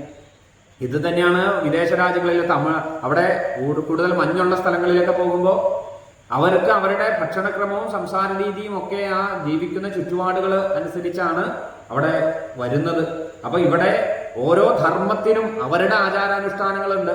അതുകൊണ്ട് ഇന്നത് മോശം, രാമൻ അങ്ങനെ ചെയ്തോ, രാമൻ ഇങ്ങനെ ചെയ്തോ, ഇതിലേക്കല്ല നമ്മളുടെ ചിന്ത പോകേണ്ടത്. ഇതിൽ പറയുന്ന ധർമ്മം നമ്മൾ അനുഷ്ഠിക്കുക. രാമോ വിഗ്രഹവാൻ ധർമ്മ എന്ന് പറയുന്നതിന്റെ ഏറ്റവും പ്രാധാന്യം അത് തന്നെയാണ്. രാമൻ എന്താണ് ധർമ്മം, ഏത് ആശ്രമത്തിൽ നമ്മൾ കേട്ടു. അഗസ്ത്യ മഹർഷി വാനപ്രസ്ഥ ആശ്രമത്തിൽ ഇരിക്കുന്ന ആ അഗസ്ത്യ മഹർഷി തന്റെ മുന്നിൽ വന്ന രാമചന്ദ്രനും ലക്ഷ്മണനും സീതയ്ക്കും വാനപ്രസ്ഥത്തിന് ഉതകുന്ന രീതിയിൽ സൽക്കരിച്ചു. അങ്ങനെയാണ് ധർമ്മം. നമ്മൾ എന്താണോ അതനുസരിച്ച് വേണം നമ്മൾ അതിഥികളെ സൽക്കരിക്കാൻ. അവരും അതിനെ സ്വീകരിക്കാൻ തയ്യാറാകണമെന്ന്. അപ്പോൾ ഇത്തരത്തില് നമ്മളുടെ ആ ധർമ്മത്തെ മുഴുവൻ വാൽമീകി ഇവിടെ സൂചിപ്പിക്കുന്നു. പിന്നീട് ആ കർമ്മങ്ങൾ, ജടായുവിന് വേണ്ട പിതൃകർമ്മങ്ങളെ എല്ലാം നിർവഹിച്ച് രാമലക്ഷ്മണന്മാർ സീത അന്വേഷണത്തിന് മുന്നോട്ട് പോകുമ്പോഴാണ് അവിടെ കൂടുതൽ നിബിഡമായ ഇരുട്ട് നിറഞ്ഞ കൊടുങ്കാടിലേക്ക് സഞ്ചരിക്കുമ്പോൾ ഒരു ഗുഹയുടെ ഭാഗത്ത് എത്തിച്ചേരുന്നതാണ്. ഈ ഗുഹയുടെ പുറത്തു നിന്നും പെട്ടെന്ന് തന്നെ അപ്രതീക്ഷിതമായിട്ട് ഒരു രാക്ഷസ രൂപം സ്വീകരിച്ച ഒരു സ്ത്രീ രൂപം, രാക്ഷസിയായിട്ടിരിക്കുന്ന ലംബോദരിയും അതുപോലൊപ്പം തന്നെ ക്രൂര ദംഷ്ട്രകളുമായിട്ട്, വലിയ വയറും അതോടൊപ്പം തന്നെ വലിയ ഭയപ്പെടുത്തുന്ന ദംഷ്ട്രകളും ഒക്കെ ആയിട്ട് ഈ ലക്ഷ്മണനെ കയറി പിടിച്ചു എന്നാണ്. ലക്ഷ്മണനോട് പറഞ്ഞു നമുക്ക് ഒരുമിച്ച് ജീവിക്കാം എന്നുള്ള രീതിയിൽ തന്റെ ആഗ്രഹം ശൂർപ്പണഖ എങ്ങനെയാണോ പറഞ്ഞത് എന്നതുപോലെ ലക്ഷ്മണനെ പിടിച്ചു. ആ നിമിഷം തന്നെ ലക്ഷ്മണൻ തന്റെ ഖഡ്ഗം ഉപയോഗിച്ച് അവിടെ പറയുന്നു, അവിടെ വാൽമീകി സൂചിപ്പിക്കുന്നുണ്ട്, അവളുടെ കാതിനെയും അതോടൊപ്പം നാസികയെയും സ്തനത്തെയും അറുക്കുന്നു. ഒരുപക്ഷെ അതുകൊണ്ടായിരിക്കാം ഈ അയോമുഖി എന്നറിയപ്പെടുന്ന ഈ രാക്ഷസിയാണ്. അത് ജടായുവിന്റെ മരണത്തിന് ശേഷമാണ് വാൽമീകി രാമായണത്തിൽ സൂചിപ്പിക്കുന്നത്. ജടായുവിന്റെ ഗതിക്ക് ശേഷം പിന്നീട് മുന്നോട്ട് യാത്ര തുടരുമ്പോഴാണ് അവിടെ അയോമുഖി എന്നറിയപ്പെടുന്ന ആ ഗുഹാദ്വാരത്തില് ഈ രാക്ഷസിയാണ് ഇത്തരത്തില് ലക്ഷ്മണൻ നാസിക, അതോടൊപ്പം തന്നെ മൂക്ക്, ചെവി, അതോടൊപ്പം തന്നെ സ്തനം ഇതിനെ മുറിക്കുന്നത്. ഒരുപക്ഷെ അതായിരിക്കും കാലാന്തരത്തില് ഇവിടെ ആധ്യാത്മരാമായണത്തില് ആ ഒരു വാക്കിനെ എഴുത്തച്ഛൻ അല്ലെങ്കിൽ നമ്മൾ പാരായണം ചെയ്യുന്നത് അങ്ങനെ ആവാൻ ഒരു പക്ഷേ സാധ്യതയുണ്ട്, നമുക്കറിയില്ല. അപ്പൊ ഏതായാലും ലക്ഷ്മണൻ 3 സ്ഥലത്ത് ഇതേപോലെ പ്രയോഗിക്കുന്നുണ്ടെന്നാണ്. ആദ്യം നമ്മൾ കേട്ടു താടകാവനത്തിൽ പ്രവേശിക്കുമ്പോൾ ആദ്യമായിട്ട് ഇതേ ചെയ്തു, പിന്നീട് ശൂർപ്പണകയും ഇതേ കാര്യങ്ങൾ ചെയ്തു, ഇപ്പൊ അയോമുഖി. ഇങ്ങനെ 3 തവണ ലക്ഷ്മണൻ ഈ ഒരു കർമ്മം നിർവഹിച്ചു എന്ന് വാൽമീകി രാമായണത്തിൽ സൂചിപ്പിക്കുന്നുണ്ട്. പിന്നീട് അവർ മുന്നോട്ട് ചെല്ലുമ്പോഴാണ് ലക്ഷ്മണൻ തന്നെ പറയും, എൻ്റെ ശരീരത്തിലെ കൈകൾ വിറയ്ക്കുന്നു, ഈ ലക്ഷണം കണ്ട് ജ്യേഷ്ഠ എന്തോ വലിയൊരു ആപത്ത് നമ്മളിലേക്ക് വരുന്നതായിട്ട് എനിക്ക് അനുഭവപ്പെടുന്നു, വളരെ കരുതലോടെ മുന്നോട്ട് നടക്കണം എന്ന് പറഞ്ഞ് കുറച്ച് സമയം മുന്നോട്ട് ചെല്ലുമ്പോഴാണ് പെട്ടെന്ന് തന്നെ ഈ രാമലക്ഷ്മണന്മാരെ തൻ്റെ കൈകളിൽ എടുത്ത് കബന്ധൻ എന്നറിയപ്പെടുന്ന, അവന്റെ ശിരസ് കാണാനേ ഇല്ല, വലിയ ഭീമാകാരമായ രൂപം, പക്ഷെ അവന്റെ ശിരസ് അവന്റെ വയറ് സ്ഥിതി ചെയ്യുന്ന സ്ഥാനത്ത്, അങ്ങനെ വികൃതമായിരിക്കുന്ന ഒരു ശരീരത്തോടു കൂടിയ കബന്ധൻ ഈ രാമലക്ഷ്മണന്മാരെ തൻ്റെ കൈകളുടെ ഉള്ളിലാക്കി അവരെ ബലം പ്രയോഗിച്ച് അതിനെ ഇല്ലാതാക്കാൻ, വധിക്കാനായിട്ട് ശ്രമിക്കുന്നത്. അപ്പൊ ലക്ഷ്മണൻ അവിടെ ഒരു തവണ പറയുന്നുണ്ട്, രാമ എന്നെ നോക്കണ്ട, അങ്ങ് രക്ഷപ്പെട്ടുകൊള്ളൂ, അങ്ങക്ക് വിജയം തീർച്ചയായിട്ടും ഉണ്ടാകും. ഞാൻ ബലിയായിട്ട് സീതാന്വേഷണത്തിനും സീതയെ വേണ്ടെടുക്കാനുമുള്ള ആ ബലിയായിട്ട് ഞാനിവിടെ ഈ കബന്ധന്റെ പിടിയിൽ അകപ്പെട്ടു, അങ്ങ് എങ്ങനെയും രക്ഷപ്പെട്ട് സീതയെ നേടിയെടുക്കൂ എന്ന് ലക്ഷ്മണൻ ഇവിടെ പറയുന്നുണ്ട്. അപ്പോ രാമൻ അവിടെ ആശ്വസിപ്പിക്കും, ലക്ഷ്മണ ക്ഷത്രിയ വീരനായിരിക്കുന്ന നീ ഇങ്ങനെ മനസാന്നിധ്യം കളയരുത്. കാരണം അതിനു മുന്നേ തന്നെ ഉണ്ടായ ആ ഒരു സന്ദർഭത്തില് ലക്ഷ്മണന് ഒരു ഭയം വന്നു, ആ ഭയത്തെ തുടർന്നാണ് ഈ സംഭവവികാസങ്ങൾ ഉണ്ടായത്. അപ്പോ രാമൻ സാന്ത്വനിപ്പിക്കും, ലക്ഷ്മണന് അവിടെയും ഉപദേശം കൊടുക്കും. നിരവധി സന്ദർഭങ്ങളിൽ ലക്ഷ്മണന് ശ്രീരാമസ്വാമി ഉപദേശങ്ങൾ കൊടുക്കുന്നുണ്ട്. ഈ കബന്ധന്റെ പിടിയിൽ കടക്കുമ്പോഴും ഭഗവാൻ സമചിത്തതയോടുകൂടി നിന്നു എന്നാണ്. അങ്ങനെ ആ ലക്ഷ്മണനോട് പറയും. പിന്നീട് ഈ കബന്ധൻ ഇവർ തമ്മിലുള്ള സംവാദം കേൾക്കുമ്പോൾ ചോദിക്കും, തൻ്റെ ആ പിടിയൊന്ന് പതുക്കെ അയച്ചിട്ട് ചോദിക്കും, നിങ്ങൾ ആരാണ്, എവിടെ നിന്ന് വരുന്നു എന്നൊക്കെ കബന്ധൻ ചോദിക്കും. അപ്പൊ അതിന് ഉത്തരം പറയും, ഇക്ഷ്വാകുവിന്റെ വംശപരമ്പരയൊക്കെ പറഞ്ഞ് അങ്ങനെ അയോധ്യാധിപതിയായിരിക്കുന്ന ദശരഥന്റെ പുത്രന്മാരാണ്, ഞങ്ങളുടെ കൂടെ രാമന്റെ പത്നിയായിരിക്കുന്ന സീതയുൾപ്പെടെ വരുന്ന വഴിയിലാണ് അവിടെ രാവണൻ തട്ടിക്കൊണ്ടുപോയത്. പഞ്ചവടിയിൽ താമസിക്കുന്ന കാലഘട്ടത്തിൽ സീതാന്വേഷണത്തിന് പുറപ്പെട്ടതാണ്. അപ്പോ പറയും, കബന്ധൻ പറയും, എൻ്റെ ശരീരം ഏതായാലും കുറെ കാലം കൂടി ഞാൻ കാത്തിരിക്കുമ്പോഴാണ് എനിക്ക് ഭക്ഷണമായിട്ട് യോഗക്ഷേമം പഹാമ്യഹം എന്ന് ഭഗവാൻ പറഞ്ഞതുപോലെ അജകരവൃത്തി, പെരുമ്പാമ്പിനൊരു പ്രത്യേകത, പെരുമ്പാമ്പ് ഭക്ഷണം തേടി ഒരു സ്ഥലത്തും പോകില്ല എന്നാണ്. എന്താണോ ഈശ്വരൻ തന്റെ മുന്നിലേക്ക് കൊണ്ടുവരുന്നത് ആ കൊണ്ടുവരുന്നതിനെ ആഹരിക്കുക, അതാണ് പെരുമ്പാമ്പിന്റെ ധർമ്മം. 24 ഗുരുക്കന്മാരെ ഭാഗവതം പറയുന്നതാണ്. ഇതുപോലെ കബന്ധൻ പറഞ്ഞു, എന്റെ മുന്നില് ഈശ്വരനായിട്ട് 2 മനുഷ്യ ശരീരത്തെ കൊണ്ടുവന്നു, ഏതായാലും നിങ്ങളെ ഭക്ഷിച്ച് ഞാൻ എൻ്റെ വിശപ്പടക്കാൻ പോകുന്നു എന്ന് പറഞ്ഞുകൊണ്ട് ഭക്ഷിക്കാനായിട്ട് ആരംഭിക്കുന്ന സന്ദർഭത്തിൽ രാമനും ലക്ഷ്മണനും ചേർന്ന് അവന്റെ 2 കൈകളെയും അരിഞ്ഞു വീഴ്ത്തുന്നു. അങ്ങനെ 2 കൈകളും നഷ്ടപ്പെട്ടത് കൊണ്ട് തന്നെ ആ ഒരു വലിയ അഗാധ ഗർത്തത്തിലേക്ക് അവിടെ ആ കബന്ധൻ വന്ന് പതിക്കുന്നതും, പിന്നീട് ആ കബന്ധന്റെ ശരീരത്തിൽ നിന്നും വളരെ തേജസ്വിയായിരിക്കുന്ന, വളരെ സുന്ദരലോലുപനായിരിക്കുന്ന ഒരു ശരീരത്തോടു കൂടി ഒരു സുവർണ ശരീരം പുറത്തേക്ക് വന്നു എന്നാണ്. എന്നിട്ട് രാമനോട് പറയുന്നു, അങ്ങക്ക് ഉപകാരമാകുന്ന കാര്യങ്ങളെ ഞാൻ പറയാം, അതിനു മുമ്പ് എൻ്റെ ഈ ശരീരത്തെ, ഞാൻ ഉപേക്ഷിച്ച ശരീരത്തെ അങ്ങ് സംസ്കരിക്കണം എന്ന് പറയുമ്പോൾ ആ കബന്ധന്റെ ശരീരത്തെ ചിതയ്ക്ക് അഗ്നിക്ക് ഇരയാക്കുന്നു. പിന്നീട് കബന്ധൻ പറയുന്നു, എനിക്ക് ഈ ശരീരം ലഭിക്കാൻ കാരണം പണ്ട് ഞാൻ വളരെ സുന്ദരനായിരുന്നു, സൂര്യ ചന്ദ്രന്മാരെ പോലെ തേജസ്വിയായിരുന്ന ശരീരം എനിക്കുണ്ടായിരുന്നു. പക്ഷേ കാട്ടിലുള്ള ഋഷിവര്യന്മാരെ പല രൂപങ്ങളും വേഷങ്ങളും ഒക്കെ കെട്ടി ഞാൻ ഭയപ്പെടുത്തും, അവരെ പേടിപ്പെടുത്തും. പൂജയ്ക്ക് വേണ്ട പുഷ്പങ്ങളും ഫലമൂലാദികളും ഒക്കെ പറിക്കാനായിട്ട് വരുന്ന ഋഷിവര്യന്മാരെ ഇടയ്ക്ക് ചെന്ന് ഭയപ്പെടുത്തും. അങ്ങനെ വന്നപ്പോൾ ഒരിക്കലും ഋഷിവര്യന്മാർ ശപിച്ചു, നീ ഏത് വേഷം ധരിച്ചാണ് ഇങ്ങനെ ഭയപ്പെടുത്തുന്നത്, അതുപോലെ തന്നെ നീ ഒരു രാക്ഷസ പ്രവൃത്തി ചെയ്യുന്നത് കൊണ്ട് നീ ഒരു രാക്ഷസനായിട്ട് മാറട്ടെ. പിന്നീട് രാക്ഷസനായി മാറി ബ്രഹ്മദേവനെ തപസ് ചെയ്തു, നിരവധി കാലം ജീവിക്കാനുള്ള ഒരു ആയുസ് നേടിയെടുത്തു. ഈ ഋഷിവര്യന്മാരോട് പാപമോചനം ചോദിച്ചപ്പോ അവിടെ ത്രേതായുഗ കാലത്ത് രാമചന്ദ്രനും ലക്ഷ്മണനോടും കൂടി സീതാന്വേഷണത്തിന് വരുന്ന സന്ദർഭത്തില് നിന്റെ കൈകളെ ഛേദിക്കും, അന്ന് നിനക്ക് മോക്ഷം ലഭിക്കുമെന്ന് ശാപമോക്ഷവും കൊടുത്തിരുന്നു. പിന്നീടാണ് ദേവേന്ദ്രൻ അല്ലെങ്കിൽ ബ്രഹ്മദേവനെ തപസ് ചെയ്ത് ആയുസ് നേടിയെടുത്തത്. ഇങ്ങനെ ആയുസ് കെട്ടിക്കഴിഞ്ഞപ്പോ പിന്നെ അഹങ്കാരം വന്നു. ദേവേന്ദ്രനോട് പോയി യുദ്ധത്തിന് വെല്ലുവിളിച്ചു, ദേവേന്ദ്രനായിട്ട് യുദ്ധം ചെയ്തു. ദേവേന്ദ്രൻ തന്റെ വജ്രായുധം ഉപയോഗിച്ച് ഈ കബന്ധന്റെ ശിരസിനെ തന്നെ വെട്ടിമാറ്റിയെന്നാണ്. പക്ഷേ ബ്രഹ്മദേവന്റെ അനുഗ്രഹം കൊണ്ട് ആയുസ് ഉണ്ടായിരുന്നു. അതുകൊണ്ട് തന്നെ വെട്ടിയ ശിരസ് താഴേക്ക് ഇറങ്ങി വയറിന്റെ ഭാഗത്ത്, കുച്ചിയുടെ ഭാഗത്ത് ആ ശിരസ് വന്ന് നിന്നു എന്നാണ്. അതുകൊണ്ട് തന്നെ ശിരസില്ലാത്ത ഒരു ഉടല് മാത്രമായ വികൃത രൂപമായി മാറിയെന്റെ. അങ്ങനെ ഈ ശരീരത്തെ അങ്ങ് ആണ് എനിക്ക് മോചനം തന്നത്. ഇനി അങ്ങേക്കുള്ള നന്ദി സൂചകമായിട്ട് ഞാൻ പറയാം, അങ്ങ് മുന്നോട്ട് നടക്കുമ്പോൾ അവിടെ വളരെ വിശേഷപ്പെട്ട ഒരു സരസ് കാണും. പമ്പ എന്നറിയപ്പെടുന്ന അതിമനോഹരമായിട്ടുള്ള ഒരു സരസ് കാണും. ആ പമ്പാ സരസിന്റെ താണ്ടി ചെല്ലുമ്പോ അവിടെ ശബരി എന്നറിയപ്പെടുന്ന മതംഗ മുനിയുടെ ശിഷ്യയായിട്ടുള്ള ശബരിയെ കാണും. ആ ശബരിയെ അങ്ങ് അനുഗ്രഹിച്ചു കഴിയുമ്പോൾ ശബരി മുന്നോട്ടുള്ള കാര്യങ്ങൾക്ക് നിർദ്ദേശം അങ്ങേക്ക് തരും എന്ന് പറഞ്ഞ് കബന്ധൻ അവിടെ നിന്ന് യാത്രയായി എന്നാണ്. പിന്നീട് അവർ മുന്നോട്ട് നടന്നു വരുമ്പോഴാണ് പമ്പാ സരസ് കാണുന്നത്. ഇപ്പൊ കുറച്ച് സമയം മുമ്പ് നമ്മൾ ഈ വർഷത്തെ ഇന്നലത്തെ ചോദ്യം ചോദിച്ചപ്പോൾ അരിഞ്ഞാലക്കുടയുടെ കാര്യങ്ങൾ ഇവിടെ സംസാരിച്ചു. പമ്പാ സരസ് നമ്മൾ ഉദ്ദേശിക്കുന്നത് പോലെ കേരളത്തിലെ പമ്പാ നദി അല്ല എന്നാണ് ശാസ്ത്രജ്ഞന്മാരും അല്ലെങ്കിൽ ഇതിനെ പഠിക്കുന്ന ഹിസ്റ്ററി പഠിക്കുന്ന ആളുകളും ഒക്കെ പറയുന്നത്. പ്രത്യേകിച്ചും രാമന്റെ വനവാസ യാത്രയെ നമ്മളെ എടുത്ത് പഠിക്കുമ്പോൾ കേരളത്തിലേക്ക് ഒരിക്കലും അവർ പ്രവേശിച്ചിട്ടില്ല. സരസ് എന്നാണ് പറഞ്ഞത്, പമ്പാ നദി എന്നല്ല പറഞ്ഞത്. വൃത്തിയായിട്ടും തന്നെ പറഞ്ഞു പമ്പാ സരസ്. അവിടെ താമരകൾ, താമര പൊയ്കയിൽ നിന്ന് താമരപ്പൂവിനെയൊക്കെ ലക്ഷ്മണൻ പറിച്ചെടുത്തതും ഒക്കെ വിവരിക്കുന്നുണ്ട്. എന്ന് വിവരിച്ചു കഴിഞ്ഞതാണ് നമ്മൾ. പിന്നെ എങ്ങനെയാണ് ഈ ഒരു പേര് ഇങ്ങനെ പല ആവർത്തി വരുന്നത്?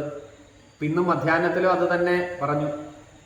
സംസാരവേളയിലുണ്ടായി ഈ ദക്ഷയാഗം നടന്നത് ഒക്കെ നമ്മളിങ്ങനെ പറയും. അതെന്തുകൊണ്ടാണ് എന്ന് സാമാന്യമായിട്ട് ചിന്തിച്ചാൽ നമുക്ക് തോന്നുന്ന ഒരു കാര്യം, ഇപ്പൊ അമേരിക്കയില് ഗുരുവായൂർ ക്ഷേത്രമുണ്ട്. ആ ക്ഷേത്രത്തിന്റെ പേര് ഗുരുവായൂർ ക്ഷേത്രം എന്ന് തന്നെയാണ്. ഒരു അവിടെ ജനിച്ച് ജീവിച്ച് വളരുന്ന തലമുറ ഒരു 10 തലമുറയൊക്കെ കഴിഞ്ഞാൽ അവരെ സംബന്ധിച്ച് അതാണ് ഗുരുവായൂർ ക്ഷേത്രം. അവർക്ക് ഒരു പക്ഷെ അറിയില്ല ഈ ഭാരതത്തിൽ ഇങ്ങനെ അല്ലെങ്കിൽ കേരളത്തിൽ ഒരു ഗുരുവായൂർ ക്ഷേത്രം ഉണ്ടോയെന്ന് അവർക്ക് ഒരു പക്ഷേ അറിയാൻ വയ്യാതെ വരും. ഇത് കാലാന്തരത്തിൽ പറ്റുന്നതാണ്. മാത്രമല്ല നമ്മള് ഇവിടെ നിന്നും ഏതെങ്കിലും കാരണവശാൽ നമുക്ക് നാട് വിട്ടു പോകേണ്ട ഒരവസ്ഥ വരുമ്പോൾ, ഇങ്ങനെയാണല്ലോ പടയോട്ട കാലത്തൊക്കെ വടക്ക് നിന്നും തെക്ക് ദിക്കിലേക്ക് കാട് വെട്ടിത്തെളിച്ച് കാട്ടിലേക്ക് വന്ന് അഭയം പ്രാപിച്ചത്. നമ്മൾ കൂടെ വരുമ്പോൾ നമ്മുടെ ആചാരാനുഷ്ഠാനങ്ങൾ നമ്മളും പിന്തുടരും. കാലക്രമത്തിൽ പിന്നീട് കുറേ തലമുറ കഴിയുമ്പോൾ ഇത് തന്നെയാണ് എന്ന് നമ്മൾ ഉറപ്പിക്കും. അങ്ങനെയാണ് വടക്കു നിന്ന് വന്ന ആ ആചാര പദ്ധതികൾ, ആ സന്ദർഭങ്ങളെല്ലാം നമ്മൾ ഇവിടെയും വീണ്ടും പുനരാവർത്തി ചെയ്യും. അപ്പൊ ഇത് തന്നെയാണ് എന്ന് നമ്മൾ പറയും. ഇപ്പൊ വാമനമൂർത്തി ക്ഷേത്രം അല്ലെങ്കിൽ കേരളം ഭരിച്ചിരുന്നു, അത് യാതൊരു ബന്ധവുമില്ല. കാരണം നർമ്മദാ നദിയുടെ തീരത്താണ്, നൃസിംഹപുരിയിലാണ് അവിടെ ആ ബലിയുടെ രാജ്യമെന്ന് ഭാഗവത പുരാണങ്ങൾ പറഞ്ഞു വെക്കുന്നു. അപ്പൊ കേരളത്തില് എന്ന് പറയുന്ന ആ സ്ഥാനത്തിലല്ല. പിന്നെയോ ഇവിടെ അതേപോലെ ഒരു രാജാവ് ജീവിച്ചിരുന്നു. അതുപോലെ അത് ഈ ഓണാട്ടുകരയിലൊക്കെ വിശേഷപ്പെട്ടതാണ് ഈ നമ്മളുടെയൊക്കെ തിരുവോണത്തിന്റെ മാഹാത്മ്യം. അതുകൊണ്ടാണ് തൃശ്ശൂരിനപ്പുറം നമ്മളുടെ ഓണാഘോഷം പോലെയല്ല. ഈ ഒരു വരുന്ന മധ്യ കേരളത്തിലെ, അതും തെക്കും തിരുവനന്തപുരത്തിലും ഇല്ല. ഇന്ന് നമ്മൾ കാണുന്ന കേരളം എന്ന് പറയുന്ന ഒരൊറ്റ സംസ്ഥാനം ഒരു ദേശീയോത്സവമായിട്ട് പ്രഖ്യാപിക്കുന്നതിന് മുമ്പ് ഈ ഓണാട്ടുകര പ്രത്യേകിച്ചും ആ കായംകുളത്തിന് ഇപ്പുറം മുതൽ മാർത്താണ്ഡവർമ്മ കീഴടക്കിയ ഈ ഭാഗങ്ങൾ, പ്രത്യേകിച്ചും ആ ഭാഗത്ത് ഭരിച്ചിരുന്ന തൃശ്ശൂർ വരെയുള്ള ആ ഒരു ഭാഗത്തെ ഭരിച്ചിരുന്ന നല്ലൊരു രാജാവുണ്ടായിരുന്നു. ആ രാജാവിനെ ആ കാലഘട്ടത്തിൽ പാടി പുകഴ്ത്തിയതാണ് നമ്മൾ പാടുന്നത് പോലെ കള്ളവുമില്ല ചതിയുമില്ല എന്നൊക്കെ പാടി നമ്മൾ കേട്ടു വളർന്നത്. അങ്ങനെയാണെന്നാണ് ആചാര്യന്മാർ അല്ലെങ്കിൽ അതിൻ്റെ ശാസ്ത്ര കുതികളൊക്കെ പറയുന്നത്. കാരണം നമുക്കും അത് മനസ്സിലാവും. തിരുവനന്തപുരമോ അല്ലെങ്കിൽ വടക്കയിലേക്ക് പോകുമ്പോൾ നമ്മളുടെ ഓണത്തപ്പനോ അല്ലെങ്കിൽ തൃക്കാക്കരയപ്പനെ മുന്നിൽ വെക്കലോ ഇങ്ങനെയുള്ള ചടങ്ങുകൾ, പൂവിടലോ പൂക്കളമിടലോ ഒന്നുമില്ല. പിന്നീട് ആഘോഷമായിട്ട് സർക്കാർ പ്രഖ്യാപിച്ചപ്പോൾ പിന്നീട് കാസർഗോഡ് മുതൽ തിരുവനന്തപുരം വരെ അതൊരു ആഘോഷമായിട്ട് പിന്നീട് മാറിയതാണ്. അപ്പൊ ഇങ്ങനെയാണ് ഞാൻ പറഞ്ഞു വന്നതിന്റെ ചുരുക്കം ഇതാണ്. നമ്മൾ ഓരോ ആചാരാനുഷ്ഠാനങ്ങളും സ്ഥലനാമങ്ങളും ഓരോ സന്ദർഭങ്ങളും അത് നമ്മളൊക്കെ എവിടെയൊക്കെ ഉണ്ടോ അവിടെയൊക്കെ ഇത് ആവർത്തിക്കപ്പെടും. അപ്പൊ ഇന്നതാണ് ശരി, ഇന്നത് മാത്രമേ ഉള്ളൂ. നമ്മളിവിടെ തെറ്റും ശരിയും തിരിച്ച് അങ്ങനെ തെറ്റും ശരിയും മനസ്സിലാക്കിയത് കൊണ്ട് നമുക്ക് പ്രയോജനമുണ്ടോ? നമ്മൾ ഇവിടെ പറയുന്ന പുരാണങ്ങളിൽ പറയുന്ന അല്ലെങ്കിൽ ഭഗവാൻ പറയുന്ന കാര്യങ്ങളെ നമ്മളുടെ ജീവിതത്തിന് പ്രയോജനപ്പെടുത്തുമ്പോഴേ ഇതുകൊണ്ട് നമുക്ക് നേട്ടമുള്ളൂ. നമ്മളല്ലാതെ ഇതിൽ തർക്കിക്കാനോ അല്ലെങ്കിൽ ഇതിൽ വിജയിക്കാനോ ഇവിടെ തോൽവിയും ചെയ്യുകയൊന്നും ഇല്ല നമ്മുടെ പുരാണങ്ങളിൽ. ആ പുരാണങ്ങളെ പൂർണ്ണമായിട്ടും നമുക്ക് മനസ്സിലാക്കിയാൽ പഠിച്ചു കഴിഞ്ഞാൽ അത് ബോധ്യപ്പെടും. അപ്പോൾ ഇത്തരത്തില് ആ ശബരിയുടെ ആ പമ്പാ സരസിനെ താണ്ടി അവര് ആ ശബരിയുടെ ആശ്രമത്തിൽ എത്തിച്ചേരുന്നു. മതംഗമുനിയുടെ ആശ്രമത്തിൽ. അവിടെ മതംഗമുനി ആശ്രമത്തിൽ എത്തിച്ചേരുമ്പോൾ ശബരി അവരെ സ്വീകരിക്കും. അവിടെയും നമ്മൾ മനസ്സിലാക്കേണ്ട ഒരു വലിയ ഭക്തിയുടെ മാഹാത്മ്യത്തെ പറയും. മതംഗ മഹർഷി ഒരു നിഷാദകുലത്തിൽ ജനിച്ചു എന്നാണ് ഈ ശബരിയുടെ പൂർവ്വ ആശ്രമം പറയുന്നത്. വളരെ വിരൂപയായിരുന്നു എന്നാണ് പറയപ്പെടുന്നത്. അതുകൊണ്ട് തന്നെ സ്വന്തം ഗ്രഹത്തിൽ പോലും അകറ്റി നിർത്തപ്പെട്ട ഒരു ജന്മമായിരുന്നു ഈ നിഷാദ വംശത്തിൽ ജനിച്ച ശബരി എന്നറിയപ്പെടുന്ന ആ ഒരു കാട്ടുവാസിയായിരിക്കുന്ന ഒരു സ്ത്രീരത്നത്തിന്. അതുകൊണ്ട് തന്നെ പല കഥകളൊക്കെ പറഞ്ഞു കേട്ടിട്ടുണ്ട്.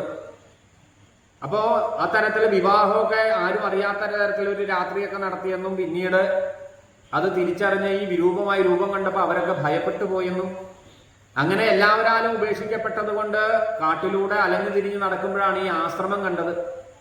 അപ്പൊ ആശ്രമത്തിന് ചുറ്റും അവിടെ കൂടി അവിടുത്തെ കാര്യങ്ങളൊക്കെ ചെയ്യാൻ അപ്പോഴും പല ഋഷിമാർക്കും ഇതിനോട് താല്പര്യം ഉണ്ടായില്ല. അപ്പോൾ ഇവരുടെ ചടങ്ങുകളെല്ലാം കഴിഞ്ഞ് അവരെല്ലാവരും ആശ്രമത്തിൽ നിന്ന് പിൻവാങ്ങിയ ശേഷമാണ് എല്ലാവരും പോയി കഴിഞ്ഞാണ് ആശ്രമം വൃത്തിയാക്കലും അവിടെയുള്ള താപസ്വന്മാർക്ക് പിറ്റേ ദിവസം വേണ്ട ജോലികളൊക്കെ ചെയ്തു വെച്ചിരിക്കുന്നത്. ഇതിൽ സന്തുഷ്ടനായിരുന്ന മതംഗ മഹർഷി തൻ്റെ ശിഷ്യന്മാർക്ക് കൊടുക്കാത്ത ഒരു അനുഗ്രഹം ഈ ദാസിയായ അല്ലെങ്കിൽ ആ കൈങ്കര്യം ചെയ്തുകൊണ്ടിരുന്ന ആ നിഷാദ വംശത്തിലുള്ള ആ ശബരിക്ക് കൊടുത്തു. ശരീരം ഉപേക്ഷിക്കുന്ന സമയത്ത് പറഞ്ഞു, ഈ ആശ്രമത്തില് മറ്റ് ഹിംസജീവികളൊന്നും വന്ന് ശല്യപ്പെടുത്തില്ല. ഇവിടെ കാലങ്ങളോളം പ്രതീക്ഷിച്ചിരിക്കുക, ഒരിക്കൽ രാമചന്ദ്രനും ലക്ഷ്മണനും കൂടി സീതാന്വേഷണത്തിന് ഇവിടെ എത്തിച്ചേരും. അന്ന് അവർക്ക് വേണ്ട നിർദ്ദേശങ്ങളെ കൊടുത്ത് അവർക്ക് സീതാന്വേഷണത്തിന് പറ്റിയ സഹായം ചെയ്തു കൊടുത്തു കഴിഞ്ഞ് സാക്ഷാൽ വൈകുണ്ഠ ലോകത്തേക്ക് ശബരിക്ക് പ്രവേശിക്കാം എന്ന് ആ ഗുരുനാഥന്റെ അനുഗ്രഹം ശബരി ശിരസാ വഹിച്ചു. അന്നു മുതൽ ശബരി പ്രതീക്ഷിക്കും ഫലമൂലാദികളൊക്കെ. അപ്പൊ കാലങ്ങൾ കഴിയുന്നത് കൊണ്ട് വളരെ ഉണക്കി സൂക്ഷിച്ചാണ് വളരെ വിശേഷപ്പെട്ട ഫലമൂലാദികൾ സൂക്ഷിച്ചു വച്ചിരുന്നത് എന്നാണ് പറയപ്പെടുന്നത്. വാൽമീകി രാമായണം പറയുന്നത്. ഇപ്പൊ നമ്മൾ കഥകളൊക്കെ ഒരു പക്ഷേ ഉണ്ടാവും, ഓരോ കാര്യം രുചിച്ചുകൊണ്ടാണ് രാമന് കൊടുത്തതെന്നൊക്കെ. അതൊക്കെ ഓരോ ഭാവനയും ഭക്തിയുടെ രസവുമാണ്. അത് തെറ്റാണെന്നല്ല. പക്ഷെ വാൽമീകി രാമായണത്തിൽ അങ്ങനെ സൂചിപ്പിക്കുന്നില്ല. ആ പ്രതീക്ഷയാണ്. കാലങ്ങളോളം ഇന്ന് രാമൻ വരും, ഇന്ന് രാമൻ വരും എന്ന എല്ലാ ദിവസത്തെ പ്രതീക്ഷയോടെ താൻ എടുത്തു വയ്ക്കുന്ന ആ ഫലമൂലാദികളെ രാമൻ ഒരിക്കൽ വന്ന് സ്വീകരിച്ചു എന്നാണ്. ഇത് തന്നെയാണ് ത്യാഗരാജസ്വാമിയുടെ ജീവിതവും. വളരെ ചെറുപ്പത്തിൽ തന്നെ അച്ഛൻ പൂജിച്ച ആ വിഗ്രഹത്തെ മകന് കൊടുത്ത് അനുഗ്രഹിച്ചു. 5 കോടിയിൽ പരം രാമനാമം ജപിക്കുന്ന സന്ദർഭത്തിൽ പുത്ര, ഒരിക്കല് രാമൻ നിന്നെ കാണാൻ നിന്റെ ഗൃഹത്തിൽ എത്തിച്ചേരൂ എന്ന് പറഞ്ഞു. അധികം കാലം കഴിയാതെ അല്ലെങ്കിൽ വളരെ ചെറുപ്പത്തിലെ തന്നെ അച്ഛന്റെ വിയോഗം ഉണ്ടായി ത്യാഗരാജന്. പിന്നീട് ജ്യേഷ്ഠന്മാർക്ക് ഇദ്ദേഹം നല്ല സംഗീതജ്ഞനാണെങ്കിലും രാജാവിന്റെ മുമ്പില് ശരഭോജി മഹാരാജാവ് ഒരിക്കല് അദ്ദേഹത്തെ വിളിപ്പിച്ച് തന്റെ സന്നിധിയില് ആ ഗാനാലാപനം കേട്ടപ്പോൾ തന്റെ വളരെ വിശേഷപ്പെട്ട ഒരു വളയെ ആ ഒരു ഉപഹാരം കൊടുത്തു. പക്ഷെ അത് കിട്ടി തിരിച്ചു വരുന്ന യാത്രയിൽ കരഞ്ഞു എന്നാണ്. തൻ്റെ ഗുരുനാഥന്റെ കൂടെയാ പോയത്. ഗുരുനാഥൻ അത്ഭുതമായി, എന്തിനാ ഇങ്ങനെ കരയുന്നതെന്ന് ചോദിച്ചപ്പോൾ പറഞ്ഞു, എൻ്റെ നാവിലൂടെ രാമനാമത്തെ മാത്രം പാടി പുകഴ്ത്തേണ്ട ഞാൻ ഇന്ന് അത് ഒരു രാജാവിന്റെ സന്നിധിയിൽ വന്ന് പാടി, അതിൽ നിന്നും എനിക്ക് ഉപഹാരം കിട്ടി. അങ്ങനെയുള്ള ഈ രാമന് ഞാൻ ചെയ്യേണ്ട, എൻ്റെ ശബ്ദം കൊണ്ട് ചെയ്യേണ്ട, അല്ലെങ്കിൽ എൻ്റെ സംഗീതം കൊണ്ട് ചെയ്യേണ്ട, രാമന് സമർപ്പിക്കേണ്ട സംഗീതം മറ്റൊരാളുടെ മുമ്പിൽ ആലപിച്ചത് തെറ്റായി പോയി എന്നുള്ള മനസ്താപത്തോടു കൂടി അന്ന് മുതൽ പിന്നീട് ഒരിക്കലും മറ്റൊരാൾക്ക് വേണ്ടി, ഒരു ഉപഹാരത്തിനും വേണ്ടി തൻ്റെ സംഗീതത്തെ ഉപയോഗിച്ചില്ല എന്നാണ്. അതിന് മനോഹരമായ കൃതി തന്നെയുണ്ട് അതിൽ. സംഗീതം അറിയുന്നവരൊക്കെ അത് പാടാറുള്ളതാണ്.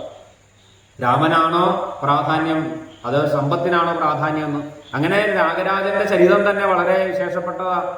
അവസാനം രാമനും അതോടൊപ്പം തന്നെ സീതയും ലക്ഷ്മണനും കൂടി വന്ന് ദർശനം കൊടുത്തു എന്നാണ് ത്യാഗരാജന്. എത്ര അച്ഛന്റെ വാക്കിനെ സത്യമാക്കാൻ. ഇതാണ് പ്രതീക്ഷ ജീവിതത്തിൽ. അങ്ങനെയുള്ള പ്രതീക്ഷയിലൂടെ എല്ലാ ദിവസവും രാമൻ ഇന്നല്ലെങ്കിൽ നാളെ വന്ന് ദർശനം തരുമെന്നുള്ള ശബരിയുടെ ആ പ്രതീക്ഷയെ പൂർത്തിയാക്കി ശബരിയെ അനുഗ്രഹിച്ചുകൊണ്ട് ആ ശബരി നിർദ്ദേശങ്ങളൊക്കെ കൊടുക്കുന്നു. കിഷ്കിന്ധയില് അവിടെ ഋഷ്യമൂകാചലത്തിലിരിക്കുന്ന സുഗ്രീവനായിട്ട് സഖ്യം ചെയ്ത് അങ്ങക്ക് പിന്നീട് സുഗ്രീവന്റെ സഹായത്തോടു കൂടി ആ ലങ്കയില് ഇരിക്കുന്ന സീതാദേവിയെ വീണ്ടെടുക്കാൻ സാധിക്കുമെന്നൊക്കെ അവിടെ ശബരി പറഞ്ഞു കൊടുക്കുന്നു. ആ ശബരിയെ അനുഗ്രഹിച്ച് പിന്നീട് ശബരി വൈകുണ്ഠലോകത്തെയും പ്രാപിച്ച് രാമലക്ഷ്മണന്മാര് ഋഷ്യമൂകാചലം ലക്ഷ്യമാക്കി മുന്നോട്ട് നടന്നു. പിന്നീടാണ് ഹനുമാൻ സ്വാമിയൊക്കെ കണ്ടുമുട്ടുന്നത്. അതൊക്കെ നമുക്ക് നാളെ അനുസ്മരിക്കാൻ സാധിക്കട്ടെ. നാളെ വിശേഷപ്പെട്ട ആ ഹനുമാന്റെ വളരെ വിശേഷപ്പെട്ട ഭാഗങ്ങളാണ് സുന്ദരകാന്ഡം ഉൾപ്പെടെയുള്ള ഹനുമാന്റെ ലീലകൾ. ആദ്യം സൂചിപ്പിച്ചതുപോലെ കരിക്ക് കൊണ്ടുള്ള അഭിഷേകം, വെറ്റില സമർപ്പണം. കാരണം സുന്ദരകാന്ഡം അതും വാൽമീകി വിരചിതമായ പൂർണ്ണമായിരിക്കുന്ന സുന്ദരകാന്ഡത്തെ പാരായണം ചെയ്യുന്നത്. നാളെ നമ്മുടെ ക്ഷേത്രവും അന്തരീക്ഷവും ഒക്കെ അതിൻ്റെ ഒരു മാറ്റം ഉണ്ടായിരിക്കും. അതിന് ഭഗവാൻ ഏറ്റവും പ്രിയപ്പെട്ട ഭഗവാന്റെ ഭക്തന്റെ കഥ അല്ലെങ്കിൽ ആ ചരിതം നമ്മളിവിടെ പാരായണം ചെയ്യുമ്പോൾ ശ്രീലകത്ത് കുടികൊള്ളുന്ന ഭഗവാന്റെ ഏറ്റവും കൂടുതൽ അനുഗ്രഹവും നാളത്തെ ദിവസം ഉണ്ടാകും എന്ന് പ്രതീക്ഷയോടെ ശ്രീരാമ പാദങ്ങളിൽ 4ാമത് ദിനം രാവിലെ മുതൽ നടത്തിയ എല്ലാ ചടങ്ങുകളും ശ്രീരാമ പാദങ്ങളിൽ സമർപ്പിക്കുന്നു. ഇന്ന് നിരവധി ഭക്തജനങ്ങൾ ക്ഷേത്രത്തിൽ എത്തിച്ചേരുകയും യജ്ഞത്തിലും ഒക്കെ പങ്കെടുക്കുകയും അന്നദാനത്തിലും സമർപ്പണവും സാന്നിധ്യവുമായിട്ടൊക്കെ നിരവധി സജ്ജനങ്ങൾ വന്ന് പങ്കെടുത്തു. അവർക്കൊക്കെ ഈ 4ാമത് ദിനം ലക്ഷ്മണന്റെ മഹത്വം വിളിച്ചോതിയ ഈ 4ാമത് ദിനത്തെ എല്ലാ തരത്തിലുമുള്ള അനുഗ്രഹം എല്ലാ സജ്ജനങ്ങൾക്കും ഉണ്ടാകട്ടെ. ഇന്ന് എത്തിച്ചേർന്ന എല്ലാ ഭക്തജനങ്ങളെയും രാമന്റെ പ്രതിപുരുഷനായിട്ട് കണ്ട് എല്ലാവരുടെ പാദങ്ങളെയും നമസ്കരിച്ചുകൊണ്ട് 4ാം ദിനത്തെ യജ്ഞത്തിന്റെ എല്ലാ ചടങ്ങുകളും ഭഗവത് പാദത്തിലേക്ക് സമർപ്പിക്കുന്നു. പൂർണ്ണമദം പൂർണ്ണമിദം പൂർണ്ണാൽ പൂർണ്ണമുദശ്യതേ പൂർണ്ണസ്യ പൂർണ്ണമാദായ പൂർണ്ണമേവാവശിഷ്യതേ